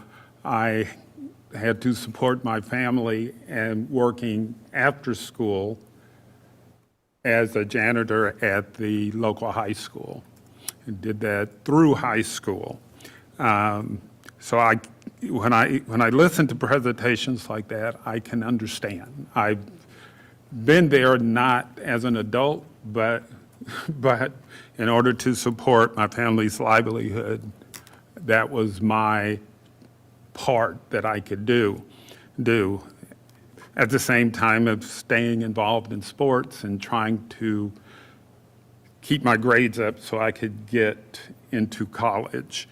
With that, I've said here, and I do understand what the special ed dollars have meant, but I think it's a different challenge we have, because the challenge really, we can depend on the state, which we have to, because that's where we get most of our funding, or all of our funding.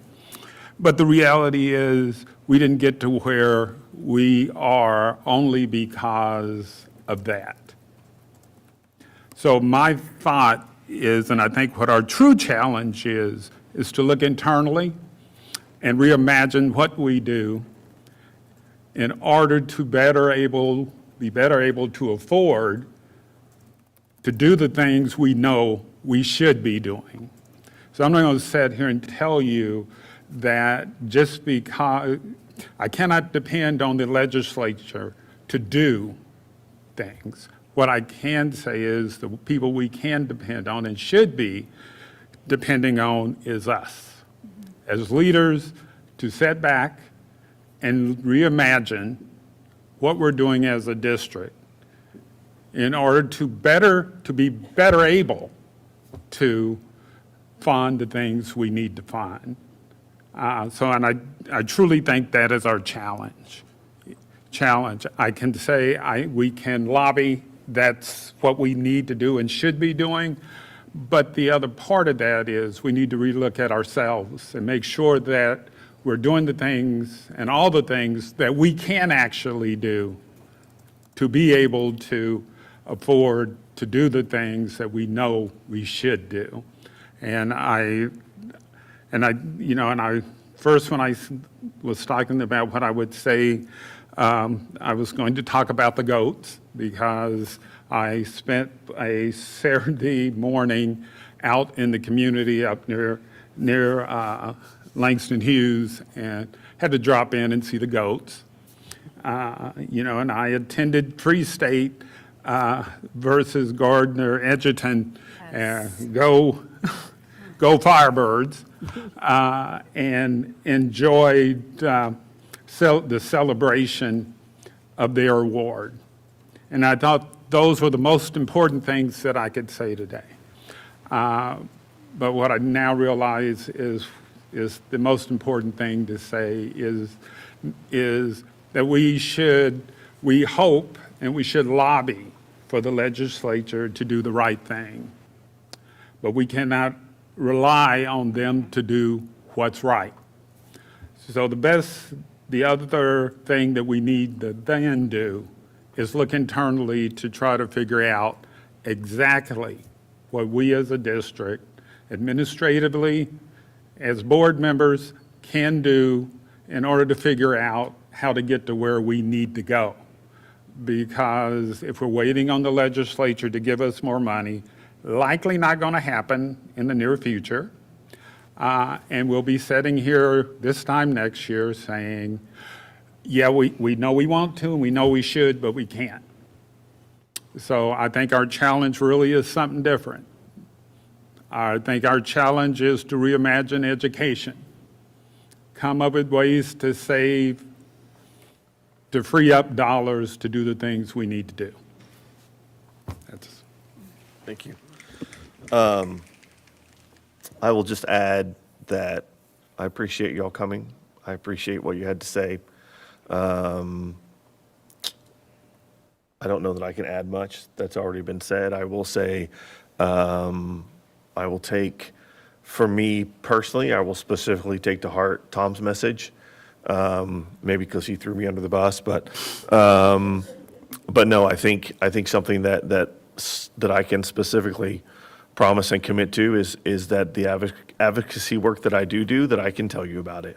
I can make sure that it's transparent and that you know about it. I know Kelly did it when she was the president, and so adding that to my board president report when it happened, so it's there. And if going forward, if it's something where you need my support, if you need me to do something, if you need me to give testimony, if you need me to do something, just ask, and I will be there. I will be there to support you guys. So again, thank you for being here. All right, so we're going to move on to, we have one retirement.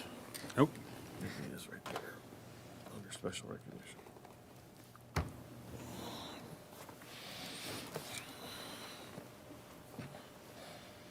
Okay. Now, GR, I do not see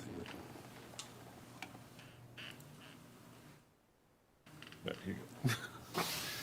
Yeah. Okay, I see. Oops. The Board of Education recognizes the following staff member with sincere appreciation for their years of service and devotion to the community. Rodney Eklund, congratulations on 13 years of service. Thank you, Bob. We're now going to move on to the consent agenda. Consent agenda items are those that are considered routine and are adopted by one motion unless any board member or the superintendent requested an item be removed. The item or items removed are voted on separately. Can I get a motion for the consent agenda? I move the Board of Education adopt the items listed on the consent agenda. Second. Gordon Ross, Yes. Jones, Yes. Kimball, Yes. Byers, Yes. Kadu Blackwood, Yes. Costello, Yes. Franklin. Yes. Motion passes 7-0. Okay. Now move on to old business, item 4.1, adoption of the 2025-2026 budget. Do we have any? Motion. What? Do we have any discussion? Shannon? Gia, I'd like to say just a couple of things, Okay. if that's all right. So I want to share with the community that I am going to support passing this budget because it funds the continuing contracts that we entered into with our staff back in May. It supports the agreement that we reached with our certified staff at the end of June regarding their wages, and it will help support the agreement when we reach it with our ESP staff. It's really important to maximize the resources that our district has available to meet the absolutely clear needs that we have in these areas. And I want to also state very clearly for the record that our board has heard the needs assessment that was completed by our district staff. I, as a board member, have taken all of the information in that needs assessment into consideration in approaching my vote this evening. It is my conclusion that the state funding that is available to us is insufficient to meet the needs that we have. And I am considering that as part of my decision-making this evening.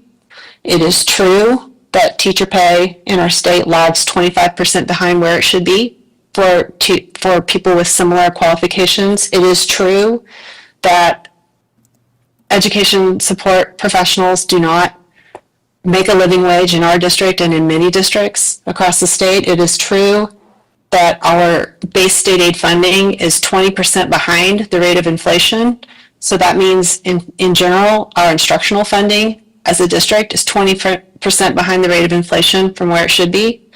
It is true that special education is underfunded by, and has been for the last 15 years, and that's $14 million that we are spending out of our general fund and our local property taxes to cover that gap. And these are the findings that I have made as an individual board member to support my vote this evening. It's also the reason why I supported the revenue neutral rate resolution that we passed earlier. It's absolutely necessary, as I said, in my opinion, that we maximize the resources that are available to us that we do have control over. So I just wanted to provide that explanation as I prepare to vote on this budget this evening. Thank you very much. Okay. Anyone else? This is Carol. I will echo Shannon's sentiments, and I deliberated on this, and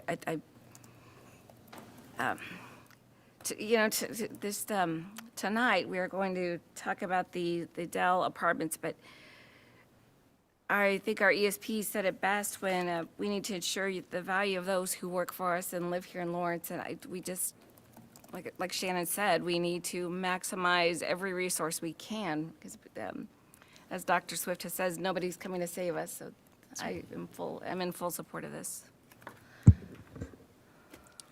I, again, just wanted to echo Shannon and Carol. We have, a lot.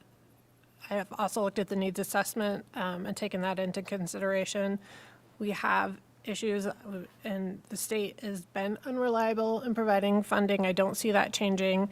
So we really need to maximize what we're able to do ourselves in order to make sure that we can meet the needs of all of our students and all of our staff in terms of salaries, but also just providing the top educational experience that we can. So I will be supporting this as well.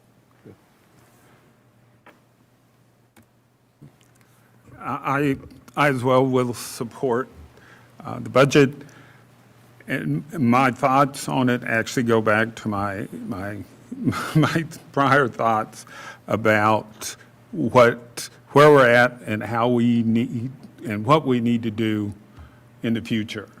I think at this point, our community, and we've heard at different times about our community's fight with us about raising taxes. And I think until we take an internal look at ourselves to see where we can save, that I don't see that there is a choice, because we do need to take care of our staff as best we can today. We do need to ensure that we provide an adequate education to the youth that we're responsible for. With that in mind, I will be supporting the budget. All right. Can I get a motion? I move the Board of Education approve the 2025-2026 budget based on the findings presented in the USD 497 Needs Assessment, State Assessment Review, and Discussion among the Board of Education, including the academic data and progress of each building, district curriculum, staffing, and faculty needs, as well, facility needs, as well as other important items that are critical to the success of our students. Second. Kimball,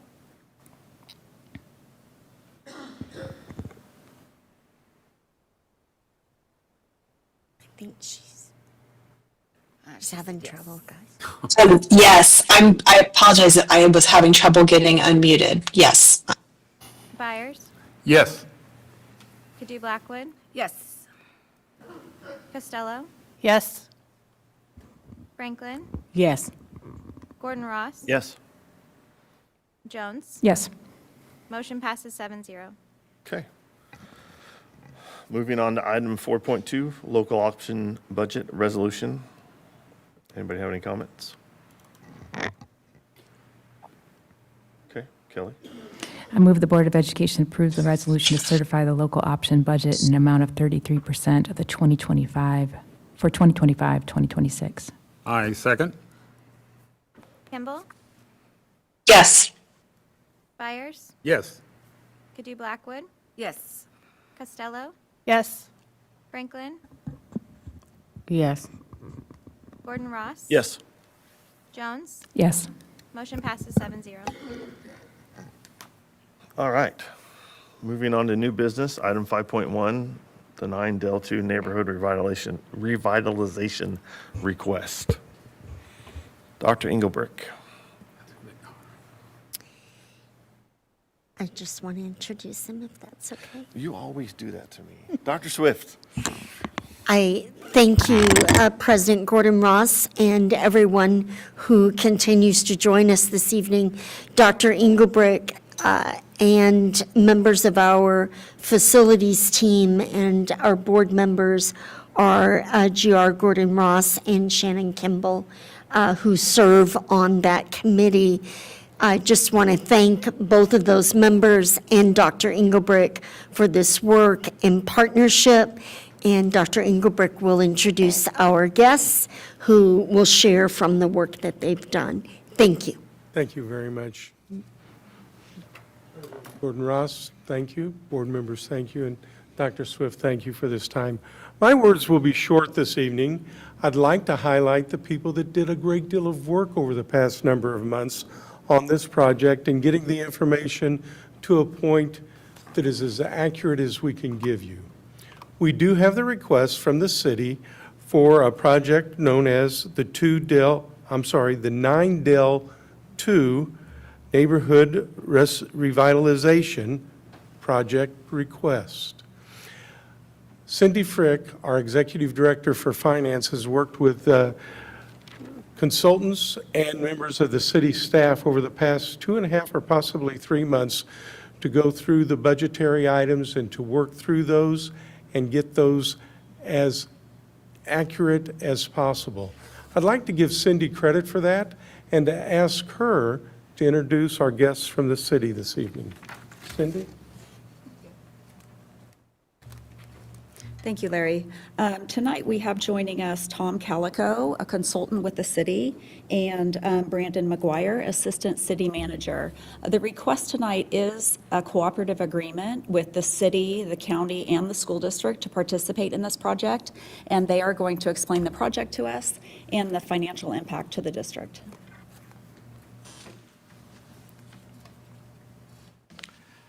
Good evening. Tom Calico with Baker Tilly Municipal Advisors. We're a financial advisor to the city. Oh, great, thanks. So just by quick explanation, why as a consultant here instead of city staff, some of you may be aware that the city is currently recruiting, they had a retirement. They're currently recruiting for their economic development director, and my firm and I have stepped in, kind of helping with the city with their projects in the interim. But I am joined this evening by Brandon McGuire, the assistant city manager. He will speak to part of the presentation. And I understand remotely connected is Tony Kresnik, the developer for the project, who will be available to help answer questions at the conclusion of our presentation. All right, let's see if I can figure this out. Nope.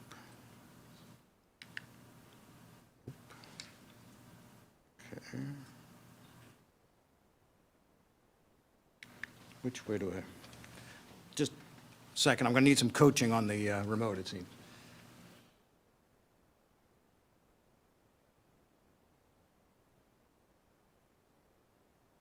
You might have Can somebody just advance it for me? That'd be great. All right. So what I'm going to quickly cover this evening is, what is a neighborhood revitalization area? So it may be new to some of you. Maybe it's been a while since you've heard about it, so a quick refresher on that. Talk a little bit about the project itself, the requested school district participation, and then finally, the estimated fiscal impact on the school district should you choose to participate. So neighborhood revitalization areas are created by state statute. The intent of the law is to help address blighted areas, blighted either because we have architectural or historical significance, or other areas that just sort of are put it in economic decline. The way it works is the property owner pays the property taxes, but then a portion of those property taxes, and that I'll describe a little bit in a little more detail shortly, but a portion of those property taxes are then rebated back to the property owner. The terms of a neighborhood revitalization area are set in a plan that is established by the city. That plan talks about the eligibility, the rebate percentage, the number of years. And finally, the way that entities other than the city, so specifically the school district, the county, participate in a neighborhood revitalization areas through the adoption of a cooperative agreement. So the way it works is, you have a given piece of property. It has a assessed valuation as of today, prior to any improvement. So this particular piece of property that we're going to talk about is a vacant parcel. So it has, a relatively minor assessed valuation as it exists today. Someone comes in, they build a project. That creates, additional value on the parcel, increasing the assessed value. And so in the neighborhood revitalization area, we identify the incremental increase in valuation that is created by construction of the project. And it is that incremental increase or percentage thereof that is then eligible to be rebated back to the property owner as an incentive to complete the project. One thing I want to really stress here is that none of the taxing entities, including the school district, are being asked to give up anything. All taxes that are currently coming from the property to the school district would continue to flow to the district. We're only talking about a percentage of the incremental increase. And under the Neighborhood Revitalization Act law, there is specific requirement that the school district capital outlay levy cannot be rebated. So the school district would continue to receive, like I say, all the taxes that it currently receives, plus it would receive the capital outlay levy as it is assessed against the new higher assessed value. I'll pause there. That's probably the most complicated part of everything I'm going to talk about. All right. Next slide. All right, so the project is it's located at the northwest corner of East 9th Street and Delaware Street. If you've ever visited the Lawrence Beer Company, and maybe you've parked in the parking lot, kind of behind the buildings, that's where the project is. The project consists of a total of 42 units, 24 living units, one-bedroom units would meet affordability standards. So this project is all about providing affordable housing to Lawrence residents. So 24 one-bedroom units meeting affordability standards, either 30, 40, or 60% of median area household income. There will be 12 market rate units and 6 work-live units on the ground floor. The project cost is around $14 million. There are various tools that are being utilized to make this project a reality. Those include federal and state low-income housing tax credits, money from the National Housing Trust Fund, and the City of Lawrence has put in money from its Affordable Housing Trust Fund as well. The affordability period, which is basically the time period by which the developer is committing to maintain the affordable housing units, is 30 years. Next slide. So the requested incentive is the school district, the city, the school district, and the county participating in the neighborhood revitalization area, 95% property tax rebate, again, on that incremental increase only, not on the base taxes that are currently coming off the property, for a period of 15 years. And the site is eligible for a Neighborhood Revitalization Act by virtue of the site deterioration. They're also requesting a sales tax exemption on construction materials. This would have no impact whatsoever on the school district, but for those entities that impose sales taxes, might have some. In cases like this, a lot of the construction materials are purchased outside of Lawrence, so the impact tends to be more on a statewide level, but that is the other incentive that is requested. At this point in the presentation, I'm going to turn it over to Brandon, because I think it'd be helpful for you to hear a little bit from city staff about their affordable housing efforts. So Brandon? Thanks, Tom. Good evening, board members. Brandon McGuire, Assistant City Manager.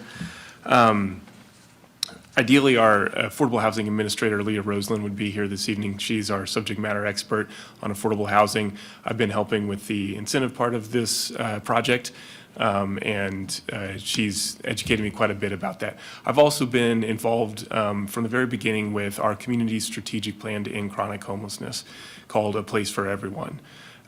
Within that plan, and that's a plan that is jointly adopted by the city and the county commission, but it really is a plan for our whole community. And within that plan, the city's commitments revolve around kind of the far ends of the spectrum of housing, from emergency sheltering and outreach to affordable housing. And so this project really contributes to our affordable housing goals, along with a number of other affordable housing projects that the city has invested in through the Affordable Housing Trust Fund or through incentivized or incentives for development. So when we talk about affordable housing, one way of thinking about that is a housing wage. And the slide here obviously defines that as the ability to afford fair market value without spending more than 30% of your household income on your housing expenses. So that 30% threshold is really critical to establish affordable housing. Currently, the data shows in Douglas County that's $21.88 an hour. Almost half of our renters in the community, almost a quarter of homeowners experience housing insecurity. And so that's why we are engaging in a strategic plan to try to do work on this. One of the goals for affordable housing in A Place for Everyone includes construction of 1,500 affordable rental units and 200 affordable owner-occupied units. We've been working since the voter-approved affordable housing sales tax back in, I think it was 2018, to leverage those funds to incentivize development of affordable housing. And since that time, we've funded 1,102 units. So we are getting really close to that number of 1,500 units. Of those funded units, 424 have been completed. We have 54 currently under construction, 523 in the development process, and an additional 101 units in pre-construction phase. I do just want to point out that we are engaging in a new housing study. The housing study that currently guides our goals and our strategies was completed prior to the pandemic. I think everybody understands the housing industry has changed dramatically since then. So we're looking forward to having the new study to help us establish more relevant goals and strategies to support our work towards those. Any questions about Yes. this piece of it? Yeah. GR, can I jump in? Yeah. Okay. So I did have a question about the age of the study, so I appreciate you qualifying that because that's certainly something that has to be Absolutely. updated, correct? Okay, so you have currently $21.88 per hour for Douglas County is a housing wage. Can you clarify, is that for an individual?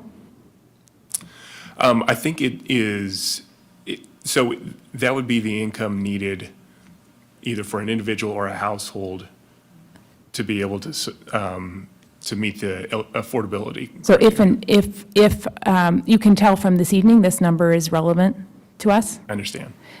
So I'm asking this question because it's an interesting framing for us and knowing a bit more about what that looks like if you have children versus so I'm wondering about that housing wage, and it sounds like maybe the right person to ask is not here.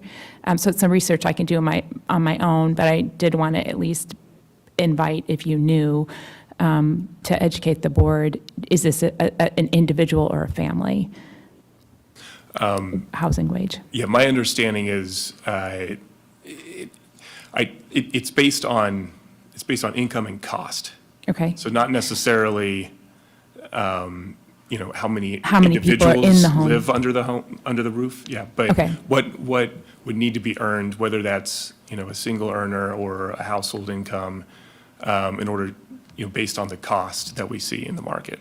Okay, the So reason it's I'm probably more- qualifying is because a living wage for an individual in Douglas County is around $20 an hour, but for a family, as you increase, that number obviously goes up. Right. And so that's why I was just wondering how that factored into that particular. Right. Like the MIT living wage piece. Yeah, that's a great question, and it is an interesting way of framing it. I think it's really more a product of on the cost side than on the, a more traditional living wage calculation. Yeah. Okay, so on one of the previous slides, it says affordable equals 30, 40, and 60% of median area household income. So does that mean that the 24 one-bedroom units that are affordable, meeting affordability standards, that some will be at 30, some will be at 40, and some will be at 60, or will they all be at the same? Do you have a? Yeah, it's specific for the project, so I'll let Tom speak to that. So there will be some units allocated to 30, some allocated to 40, and some allocated to 60. So reaching down, obviously, at lower levels of income, and then Do you know how many are allocated at each level? I don't, that may be something that Mr. Kresnick can answer. Well, and I guess, how does this number tie back to the 2188 and 30%? So, because that's, let's see, housing wage, but then medium area household income is a completely different statistic. So how are those two related? I'm trying to understand how truly affordable is this, because I do believe that we have an incredible need for affordable housing, but I want to know that it's actually affordable before we start, and I know we don't lose any money on it, we actually gain, but I think it's an important message that we give here today that we are in need of affordable housing, and the city needs to work on this, and if they want our partnership, then they need to come to the table with actual affordable housing. Sure. And I would defer to Mr. Kresnick on this. I don't know the logistics of getting him, whether you want to answer questions in real time now, or maybe bring him in at the conclusion of our presentation, but that would be probably best. And just to address that kind of briefly, this is a low-income housing tax credit project. So it is, part of the capital stack includes federal LIHTC, low-income housing tax credits, as well as state of Kansas housing tax credits. So those programs, those tax credit programs, come with definitions around affordability. I do know Mr. Kresnick has a pretty comprehensive knowledge of how those programs work. If he is able to respond to that question, he could address that Have directly. what the median area household income is? Do I know that number off the Yeah. top of my head? I don't. No, I do not off the top of my head.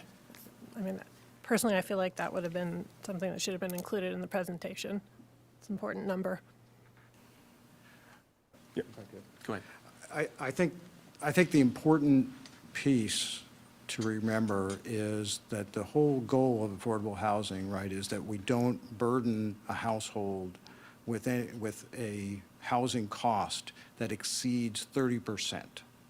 So the way affordable housing is set up, the tax credit program and the subsidy is all designed so that the household is not overburdened. So it's not, their housing cost does not exceed 30%. So you can sort of picture it as sort of a sliding scale.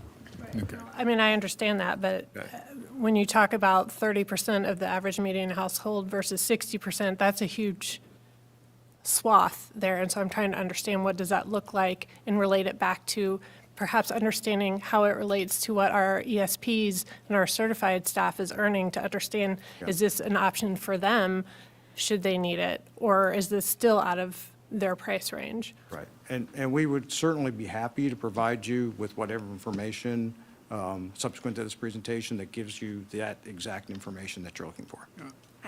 This is Carol, I'm sorry.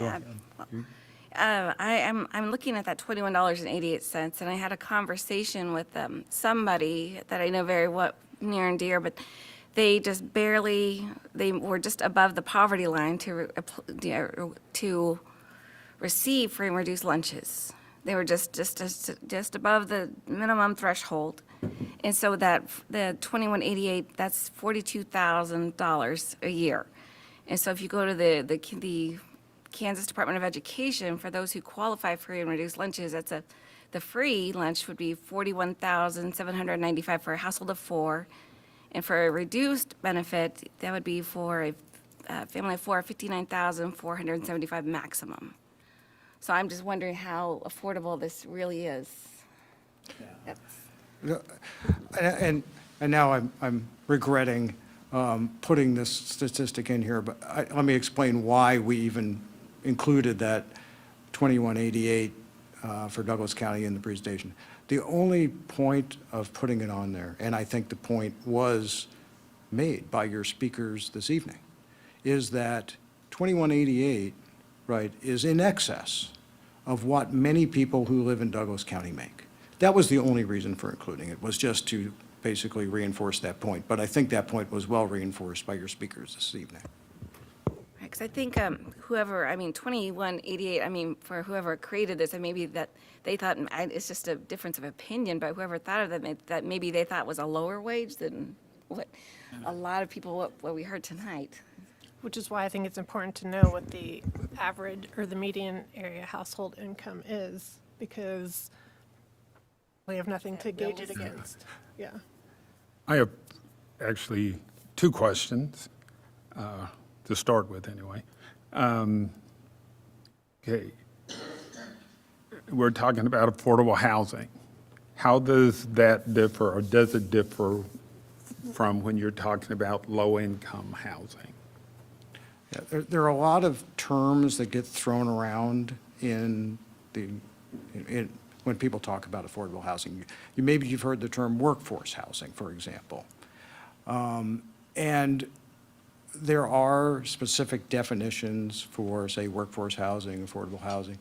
The point, I think, to keep in mind is that the goal of affordable housing programs is, as I said, to not overburden a household, right? To not have household expenses exceed the 30% standard. And that's a long-standing, index that has been used for many, many years. So the different programs are aimed right at different economic groups. So when we talk, when you talk about workforce housing, that tends to be more in like this, the income is like 60% of the median. Right. You get it, and then, as you work your way down, it's, there are different terms applied. But, the important thing I say to keep in mind is the whole goal is to not overburden a household. Right. And that's what my question is usually, I think some of our issues that's coming up, when we talk about affordable, to me, that's a different standard than low income. Mm-hmm. Because then you're talking about even a lower level. Right. When you're talking to me about, and you can correct me if I'm wrong, that was one of my other questions was, that these are one-bedroom units. Okay, so this is not a family development. So then then, to me, it makes the the affordable housing more understandable. Because you're not talking about a family moving in, and then I'd have some other issues about safety and stuff like that, because we all know already that project housing of families is really not a safe, good idea. But when you're talking about affordable housing, it's a different issue. Because really what you're talking about is enabling people to stay at a level rather than helping people gain housing that they can't, housing even though they couldn't afford it anyway. So it does help me understand what they're talking about better, because what you're actually talking about is not low-income housing.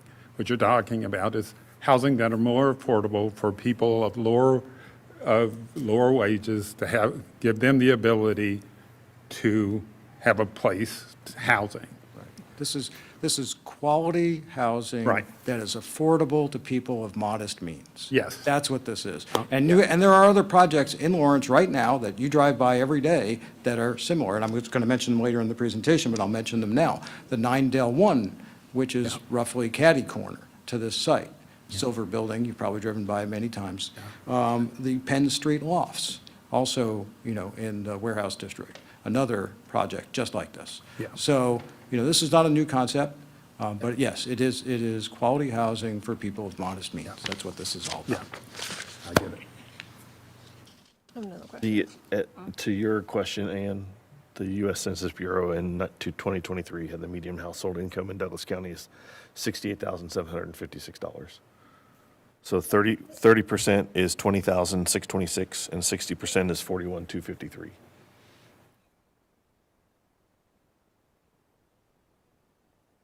So that would roughly align with the 2188 Yeah. number. Yep. But 2188 would be on the high side based on. well, so I still think it's important to understand how Yeah, many yeah, units no, are yeah, available. no, in I each- agree. But also, and you may or may not be able to answer this, but you spoke of like slightly over 1,100 units for rent have been either approved or built somewhere in that process line. Like, are those following the same standards, and how, like, I'm just curious, like, how much of that is sitting at those levels?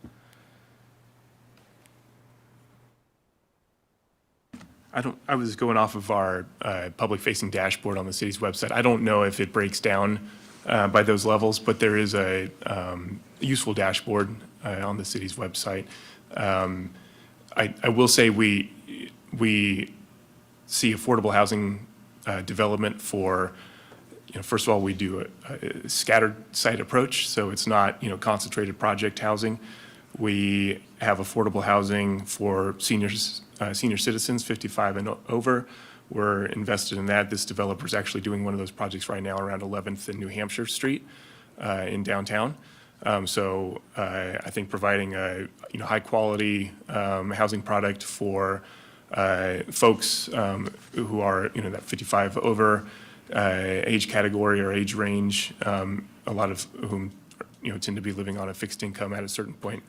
So there's a number of different projects, different types of projects for families, multiple bedrooms, duplex, apartments. Have like the numbers on like how many are for families, because for me, selfishly, I care about families, because families mean kids, that means enrollment, that means we all have more children to work with and do our jobs with. I think the city does a lot to attract retirees, and I'm not slamming on retirees at all by any means, because they are an important part of the community as well.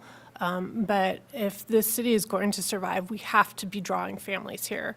And so 24 one-bedroom apartments is kind of, but I would love to know what else has gone on out there. Yeah. And maybe So- this goes back to, you made the, not to say proclamation, but the invitation last meeting to have a meeting with the city and the county so that we can discuss issues like this. And so maybe that's something, this is a specific topic we could talk to them about if they were amenable to meeting, so.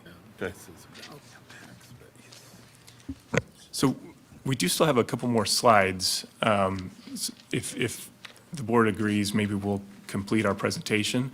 Like we said, the applicant is on, and this is the main type of development that his company does, is affordable housing units. They've done several projects in the community using LIHTC and state affordable housing tax credits. So he has developed quite a bit of expertise, and I think could probably answer some questions about how those programs work if you have any additional questions.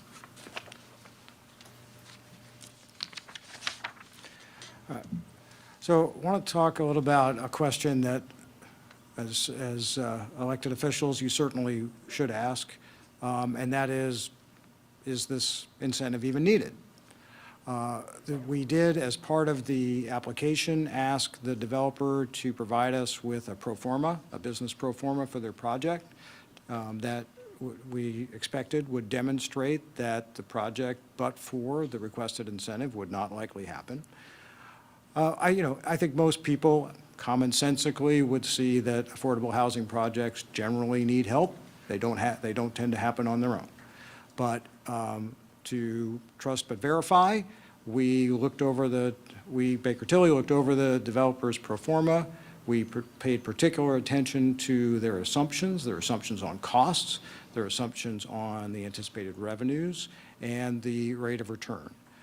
We found all the assumptions to be reasonable, and feel confident that, yes, this project would not happen but for the requested incentive. I will also note that the developer's return in these low housing tax credit projects is limited just by the nature of the tax credit program. The tax credits are based on the cost of the project, so if for some reason the project were to come in less costly than what they showed in their pro forma, the tax credit income would go down as well.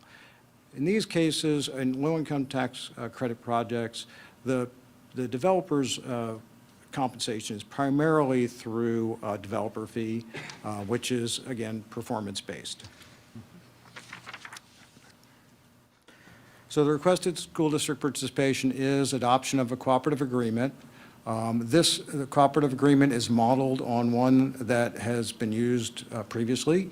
The school district entered into basically the same cooperative agreement for two projects that I mentioned a moment ago, the first 9 Apartments project, which was also 15 years, 95%, and the Penn Street Lofts NRA, which, again, 15-year, 95%.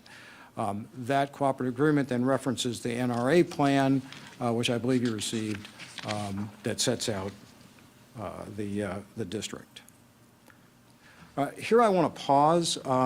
When we came before the facility committee, there was a lot of discussion about how we were looking at the fiscal impact to the district, and I want to thank Larry and Cindy and those board members who were on the facility committee for asking us to go back and rethink how we presented this information to you. So we're presenting it to you in a way that is with a great deal of input from your staff, and I hope is more helpful to you than our first time around. So we're looking at it a couple of different ways. We're going to first look at it from the taxes that are paid by the taxpayer, and we're going to look at it in 3 different periods. Current, what's happening today, what would happen during the 15-year term of the NRA, and then what would happen post-NRA, so after the rebate ends. So you'll see here we've got your different levies, and we have the current 2025 levy, which I think changes like tomorrow or something, but current as of I think this moment. And you can see that of all your levies, so the taxpayers of the district for this piece of property would pay $2,957. During the term, the payments would total closer to $20,000 $100,000. And that's because, as I mentioned earlier, the capital outlay levy is not rebated. So principally during there, the increase is attributable. Now, remember, we're only rebating 95%, so there is still, some of that. And then after the NRA termination, then it would go to a little over 100,000 is what the taxes that would be paid. Now, the next slide looks at the actual direct impact to the district, so what the district would receive.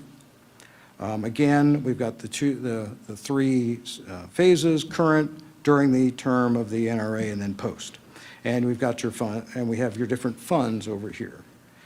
So let's take them one by one. So the general fund, because of the way districts receive money from the state, would have no impact. You're going to get the same funds. The capital outlay, as we discussed a moment ago, you would see that basically increase once the property is constructed, and you would receive that levy on the full value of the property. The next 1, 2, 3, 4 funds, you are going to see some modest growth because we're only rebating 95%. So you would see some modest growth in all of those. And then you see the totals down at the bottom. Now, keep in mind, again, post, we've got the 15,545 because we wanted to make it all total up properly. But keep in mind, at the end, right, that we're back to that 100,000 total post the NRA. That concludes our presentation for tonight. We've had some great discussion. We're happy to answer any other questions that you might have. Wanda?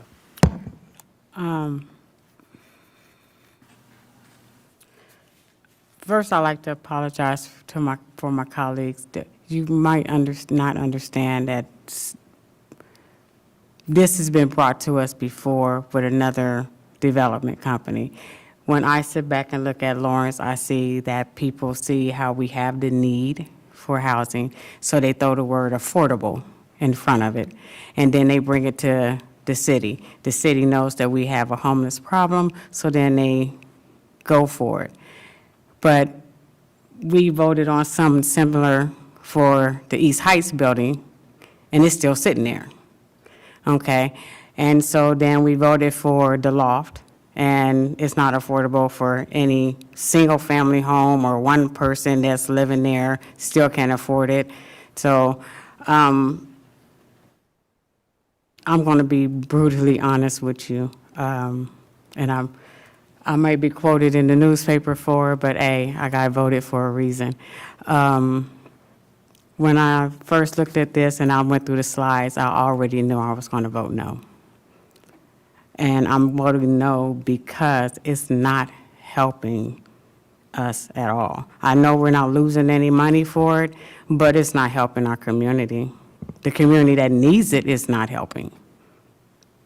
You know, you clearly said that it's basically, and what you should have said in the beginning and when you presented it to us, what is basic for somebody with a modest income.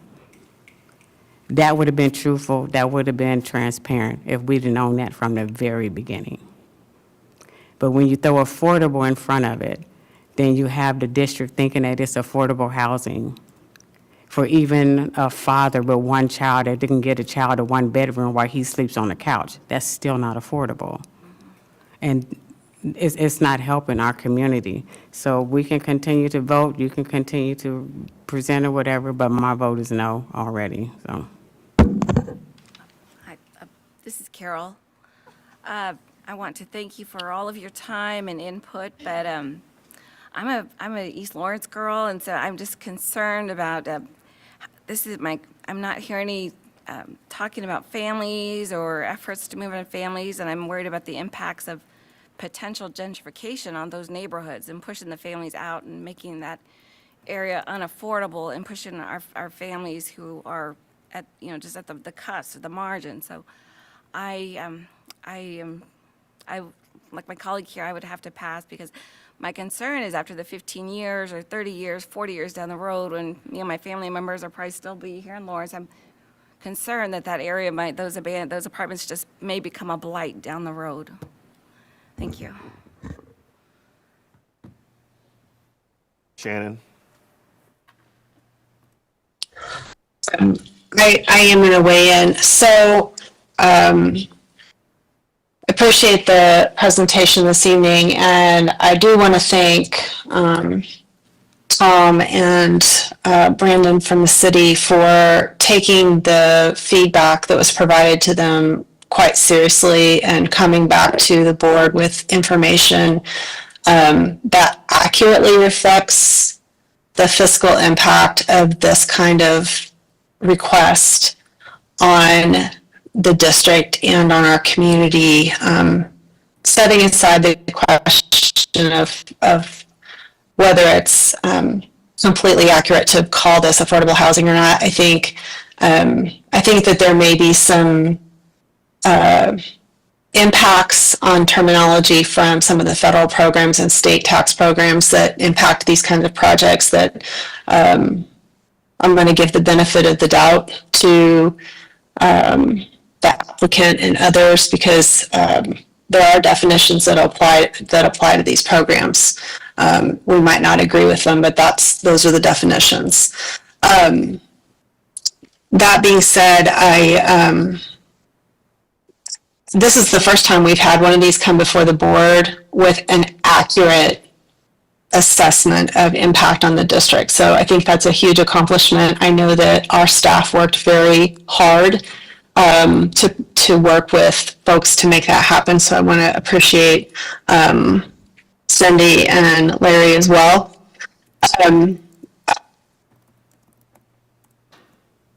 I think it's really important to acknowledge that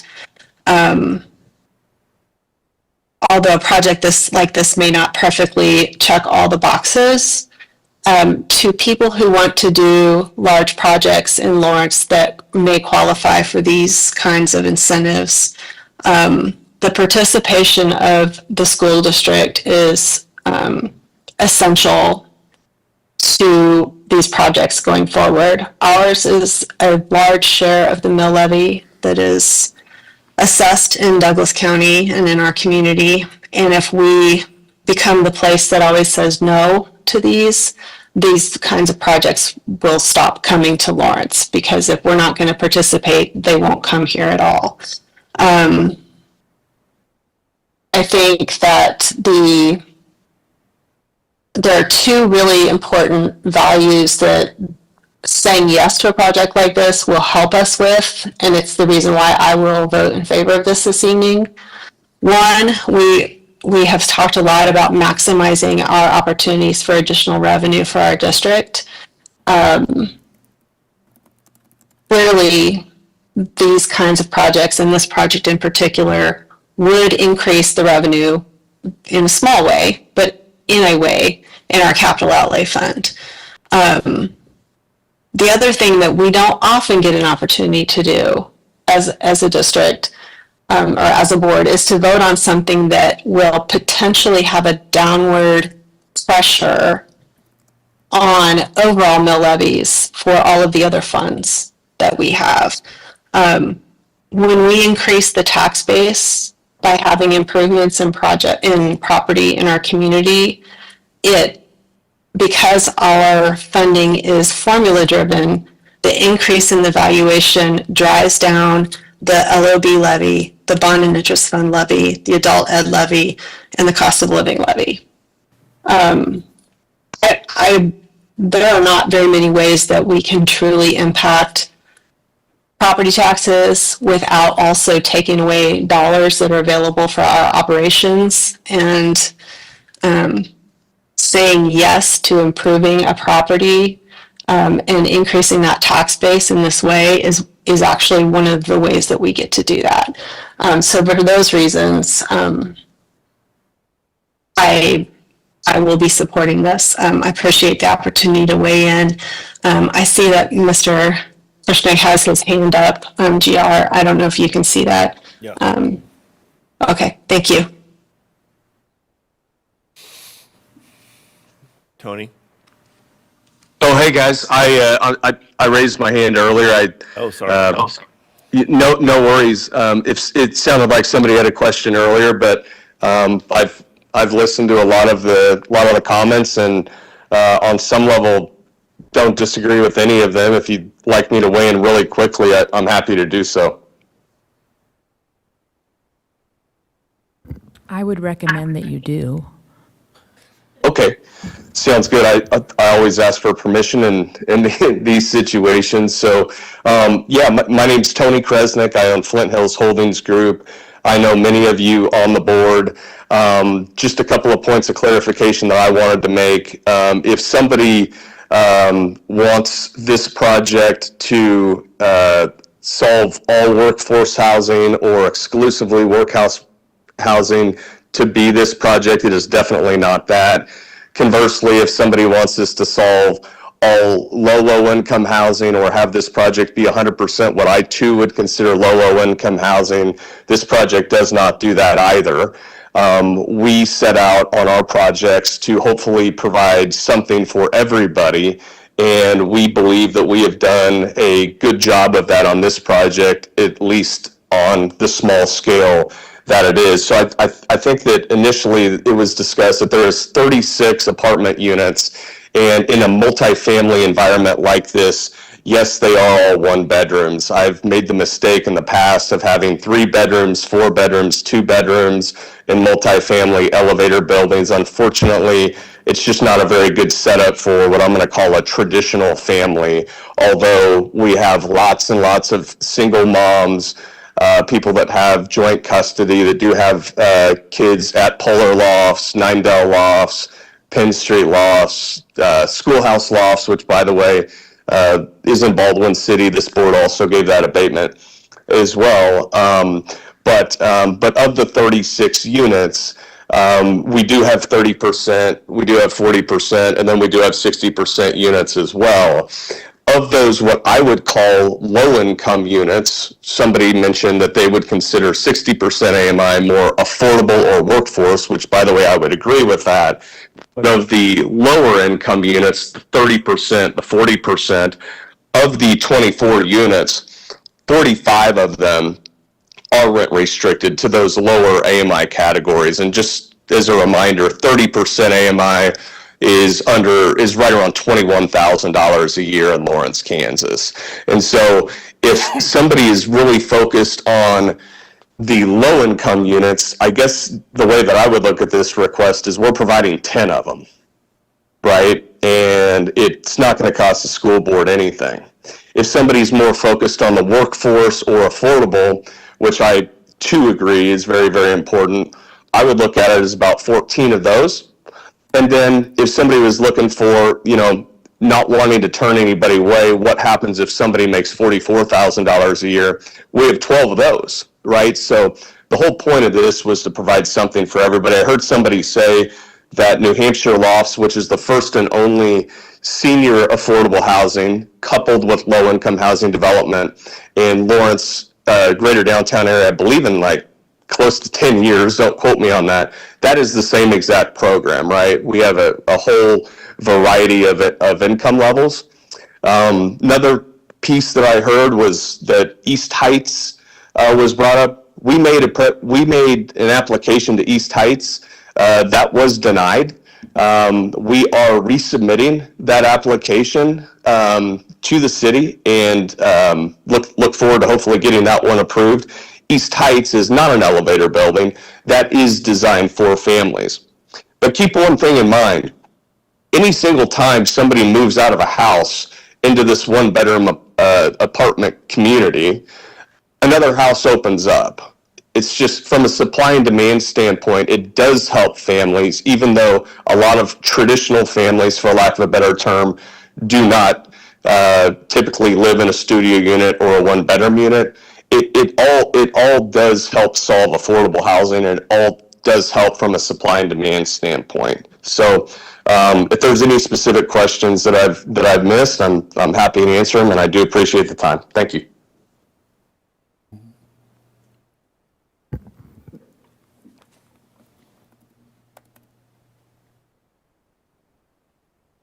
Go ahead. I'm frustrated about East Heights. That's a different matter. But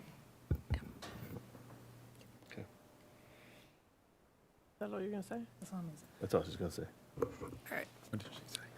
So, having listened to some of my fellow board members, I've been kind of going back and forth in my head on what I felt about this project.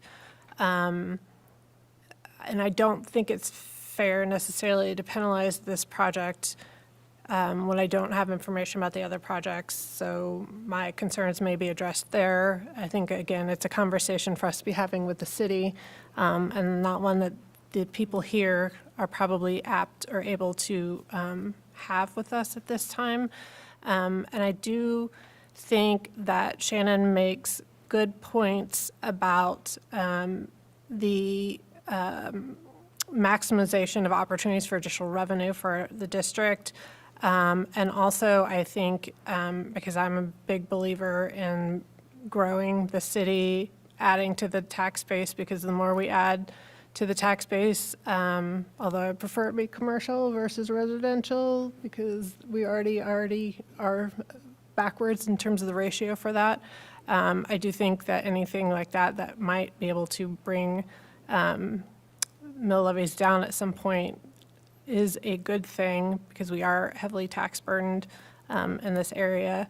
So despite the fact that I don't love the presentation, I do think that the potential is here, and I also think that affordable housing, even if it's not the ideal of what I would want for this project, it is something, and it is important, and we do have a need for it. And so I'm leaning towards supporting it at this point for those reasons, so. And actually from my original question, is this why I separate out low income and affordable? Because to me, they're two different animals. And when you look at them, you're looking at them in different lights. I wholeheartedly agree with Shannon that it is that for the district, for this particular project, it is really about added revenue and added tax base for the community. The reality, and I think each of us sitting here would agree, that affordable housing in Lawrence is kind of very hard to find for any income level. We are a town where people like to live. Our cost of living is high. So giving people the availability of housing is a good thing. I think we have a discussion that we need to have with the city about low-income housing. And that's a discussion I think that part of the concerns here is really about, is we need more housing for families. But that does not take away the need for affordable housing for other groups. So where I'm leaning is supporting based on that, is this really is about income to the district and the tax base. So that's where I'm at. Kelly, did you have something you wanted to add? I'll just note that it did sound like Tony, I'd like you to just clarify this. It does sound like there is some transitional housing. I mean, in terms of the availability, there is some rent control housing. Is that correct? Yeah. Well, yeah, every single one of the affordable housing units has a land use restriction agreement, which will be recorded with the county. But yes, every single one of the property, every single one of the affordable housing units will be rent restricted for the entire 30 years. Okay. So And I will also mention that we do accept Section 8 vouchers. We do partner with the Housing Authority, And again, I appreciate everybody's comments being different, coming from a different place here, but 10 of the units are going to be unquestionably set aside for low-income people. Okay, so there will be folks that this could be housing for them coming from an unhoused circumstance. Absolutely. We oftentimes have domestic people that have suffered from domestic abuse as well. That's not just for this project, that's for every one of our projects, and that's a commitment that we make to the state and a commitment that is in the land use restriction agreement as well. Okay, and additionally, one of the things that I think is really imperative is that we are looking for affordable housing that is certainly welcoming to families, but also welcoming to young teachers. And this is not a terrible area to be in. If I were a young person and single, it might be an interesting place for me to be in. I live down there, so it's interesting to me as a married person with a family as well. So I absolutely hear the concerns, but on balance, I think that there are people in our community that will benefit from this unit. And I think it's, and Shannon's points were well made as well. I do think we need to ensure that that meeting with the city and the county is scheduled, and we are part of the dialogue pertaining to affordable housing, because there's clearly some misunderstandings here that could have been avoided if, as we have asked before, we were brought to the table to be able to talk about these things and be part of the solution to keep our neighborhoods filled with children and families, and also making these Lawrence a place where educators can live. This is Carol, and I thank you for your clarification, Tony. And I do like that you stated there would be, the plan does call for vouchers for working with HUD. I do appreciate that, and I do agree with my board colleagues here that, Lawrence is a great place to live, work, and retire, and this is something that, I could get behind. Because I was listening to Mr. Barker, and he was talking about our advocacy efforts, and I was thinking about him during the presentation, thinking about him down the road if he wanted to retire in one of these units. So it's not him specifically, but people like him. So I do thank you for this, and I look forward to further discussion. Thank you. So I'll just add that being asked to participate in these things drives me insane. I understand why we're asked to participate, because we're a taxing authority along with the city and the county, so by state statute, we have to be involved. But the position that we're put in constantly to be the last line to vote, and then to be either in a position to be referred to as the group that increased people's taxes, or to be labeled as a group that stifled development in the city for any number of reasons is incredibly frustrating. I think every concern that was listed up here is a valid concern, and it's a concern that should be expressed and shared by the city, but is expressed by us as the school board, because we also live in the city. And we see the concerns, and we see the problems that the city has. And we have our own problems that we're trying to solve. And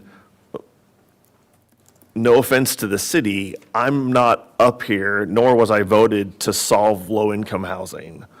I was voted to support teachers, students, staff, and families within my district. And this particular project does that to some extent and doesn't. It does it on one hand and it does it on the other. And we're always put in this position of having to decide which side of that line we want to fall. And there's nothing either one of you can do. I'm just happening to look at the two of you because you're here, so it's not. But it to Kelly's point, we we used to be involved earlier.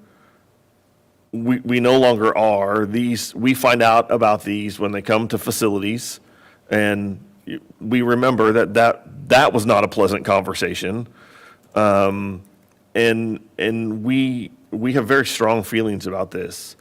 And I think that a more collaborative process needs to happen going forward, because we are not anti-growth. We are not anti-development. We are not anti providing what is best for the city, but we also have our own needs that we have to meet at the same time. And to be put in a position to have to decide, is your need greater than my need, or is my need greater than your need, is a difficult position to constantly find ourselves in. And so that's just some thoughts that I had sitting up here. I don't know that I have much more to say, but we will certainly work. I will work with Dr. Swift. I've done some preliminary conversations on that, on a meeting. We will certainly get that scheduled and get that going. But I think if nobody else has anything, I think right now we have a motion on the table.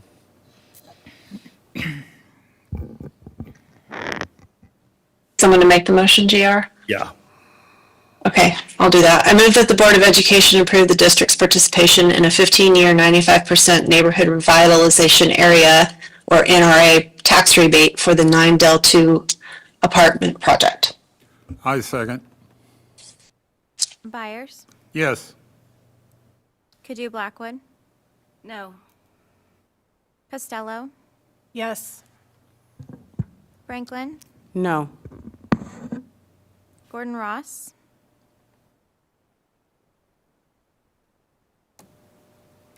Yes.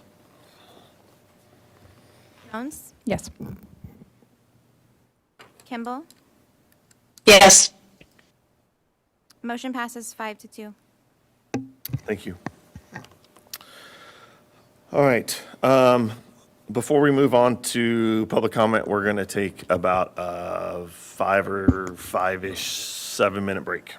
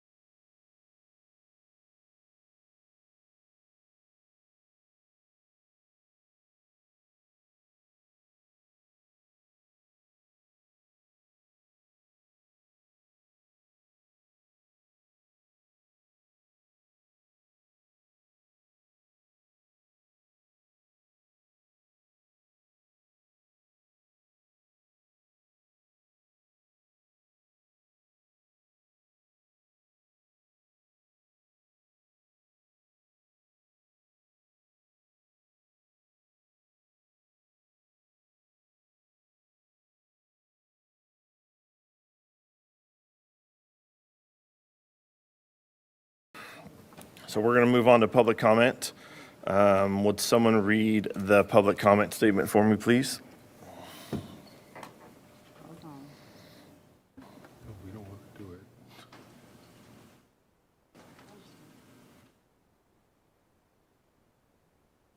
Do I need to read it? I can read it. I just was going to Scott. Here we go. The USD 497 Board of Education welcomes public comments and thanks you for taking time to talk to us about our policies and procedures. We set aside this time during our regular meetings to hear from the public. Patrons who wish to participate in public comment must email publiccomment@usd497.org by noon on the day of the board meeting to participate in person. Information provided will make it easier for district staff or the board to follow up with you as necessary. This is your time to share your opinions. However, public comment is not the appropriate forum for making complaints about specific staff or students. If your comments relate to complaints concerning students or staff, such complaints must be addressed to district staff as provided under board policies KN and GAE, general complaints and personnel complaints. The board president or presiding officer of the meeting may direct that a public comment request be redirected to staff to comply with board policy, including and/or to protect the privacy of individual staff and students. If you need assistance in sharing a complaint or a concern with district staff, please let the board clerk or other district staff know.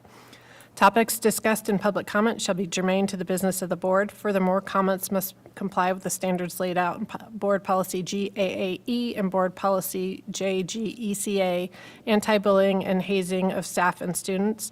Comments or acts that are threatening to the staff, the board, or others in attendance, including the use of language or behavior that is disruptive of the board meeting, will not be permitted during public comment. In addition, because students may be in attendance or watching online, members of the public will refrain from using foul or obscene language. The district assumes no responsibility and/or liability for the information shared during public comment. The views expressed are solely those of the speakers and do not necessarily reflect the views of Lawrence Public Schools. The board president or presiding officer will invite comments on topics not included in the meeting agenda at the beginning or end of each meeting. Comments related to agenda items are welcomed after the board has had the opportunity to discuss the topic. Limit your comments to 3 minutes.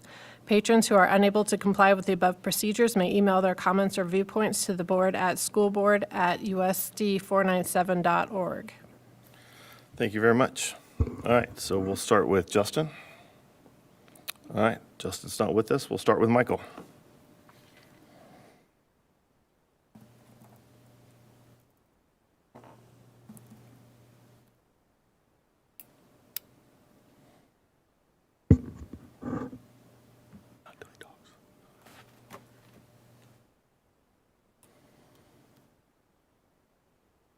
That was awful quick to determine that Justin's not with us.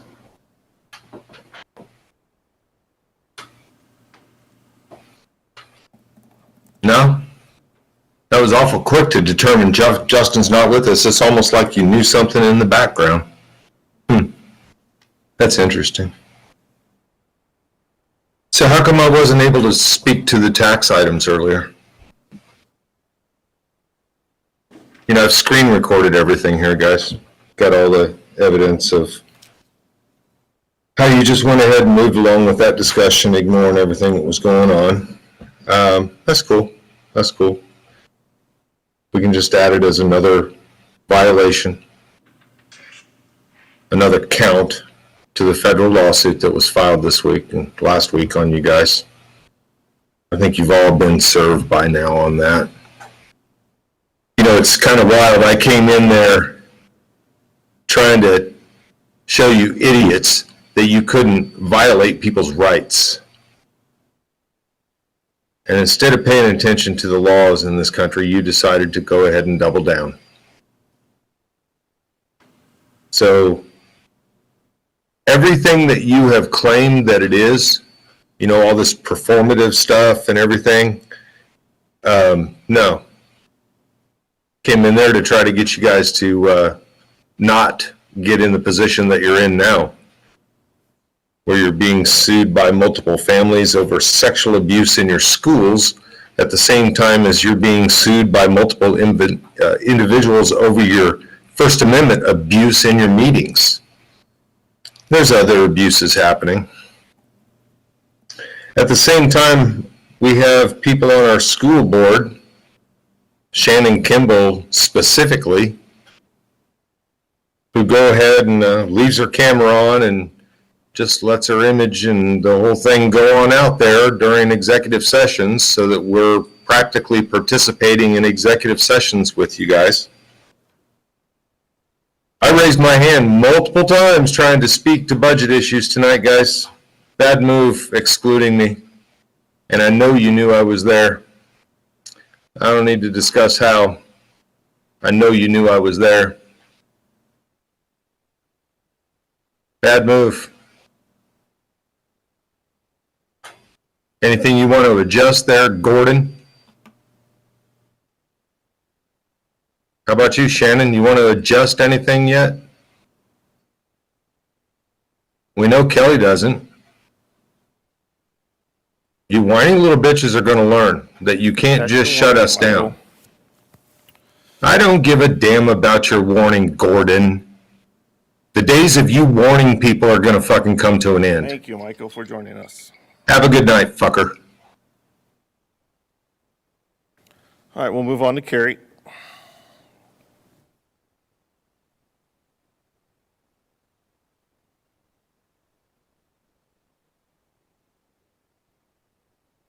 Hello. Hello. I want to make you aware of a book in one of your high schools called Ugly Love that has sexual content and obscene words in it. I would love for someone to explain to me the educational value this book brings. I would also like to know why this book is in your district for adolescents to read if you don't allow adults to use what you call obscene language during public comment time. He thrust himself inside me so unexpectedly hard and fast, I practically scream into his mouth. He doesn't slow down. He pushes harder and deeper until there isn't any way we could possibly get any closer. It doesn't hurt, but it does hurt, but in the best way possible. I'm moaning into his mouth, and he's groaning against my neck, and his lips are everywhere, along with his hands. It's rough, it's fast, and I can tell by the tensing of his back beneath my hands that he was right. This won't take him long. The muscles in his legs become tight, and he begins to shake. Fuck, he groans, his lips press to mine hard, and he holds himself still, despite the tremors moving through his legs and his back. Jesus fucking Christ, he says. Still tense, still shaking, still pressed deep inside me. The second he pulls out of me, his lips are on my neck, moving down until they meet my breasts. He kisses them, but only briefly before he's back at my mouth again. I want to taste you, he says. Is that okay? I nod vigorously. His hand glides across my stomach and moves down until he reaches my thighs. He pushes my legs apart. Two of his fingers slide into me. His thumb remains outside me, teasing every spot it can touch. I moan. I pray he doesn't stop. His mouth slowly begins to explore its way down my chin until it's on my neck, trailing down my chest, covering my nipple, down my stomach, down. Holy shit. He settles himself between my legs, leaving his fingers inside of me as his tongue meets my skin, separating me, causing my back to arch and my mind to let go. My legs begin to shake, and his fingers find their way back inside me. Oh God, I'm Jesus Christ. I'm falling. I'm floating. Wow. One more time, he says. He's inside me again. His fingers are intertwined with mine, and he's pushing, thrusting, living inside me. He slows down to a gentle rhythm, pushing into me, then pulling out completely. He holds himself still, then pushes into me again, then pulls all the way out. He does this several more times, and all I can do is lie here and feel him. He pulls out of me and stills himself again. He thrusts back inside me. He holds himself still, breathing heavily against my ear, gripping my hands so hard they hurt. But he doesn't make a single sound while he releases for the second time. This book says shit 14 times. Good morning, Carrie. It says ass 3 times. It says bitch 1 you for joining time. us this evening, It says Carrie. fuck 15 times.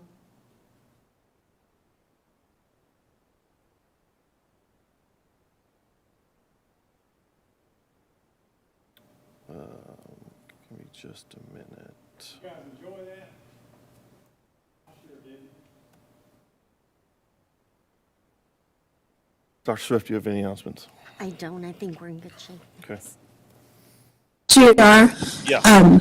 may I share a point of information for the benefit of the reporters and others in the room before we close? Yeah.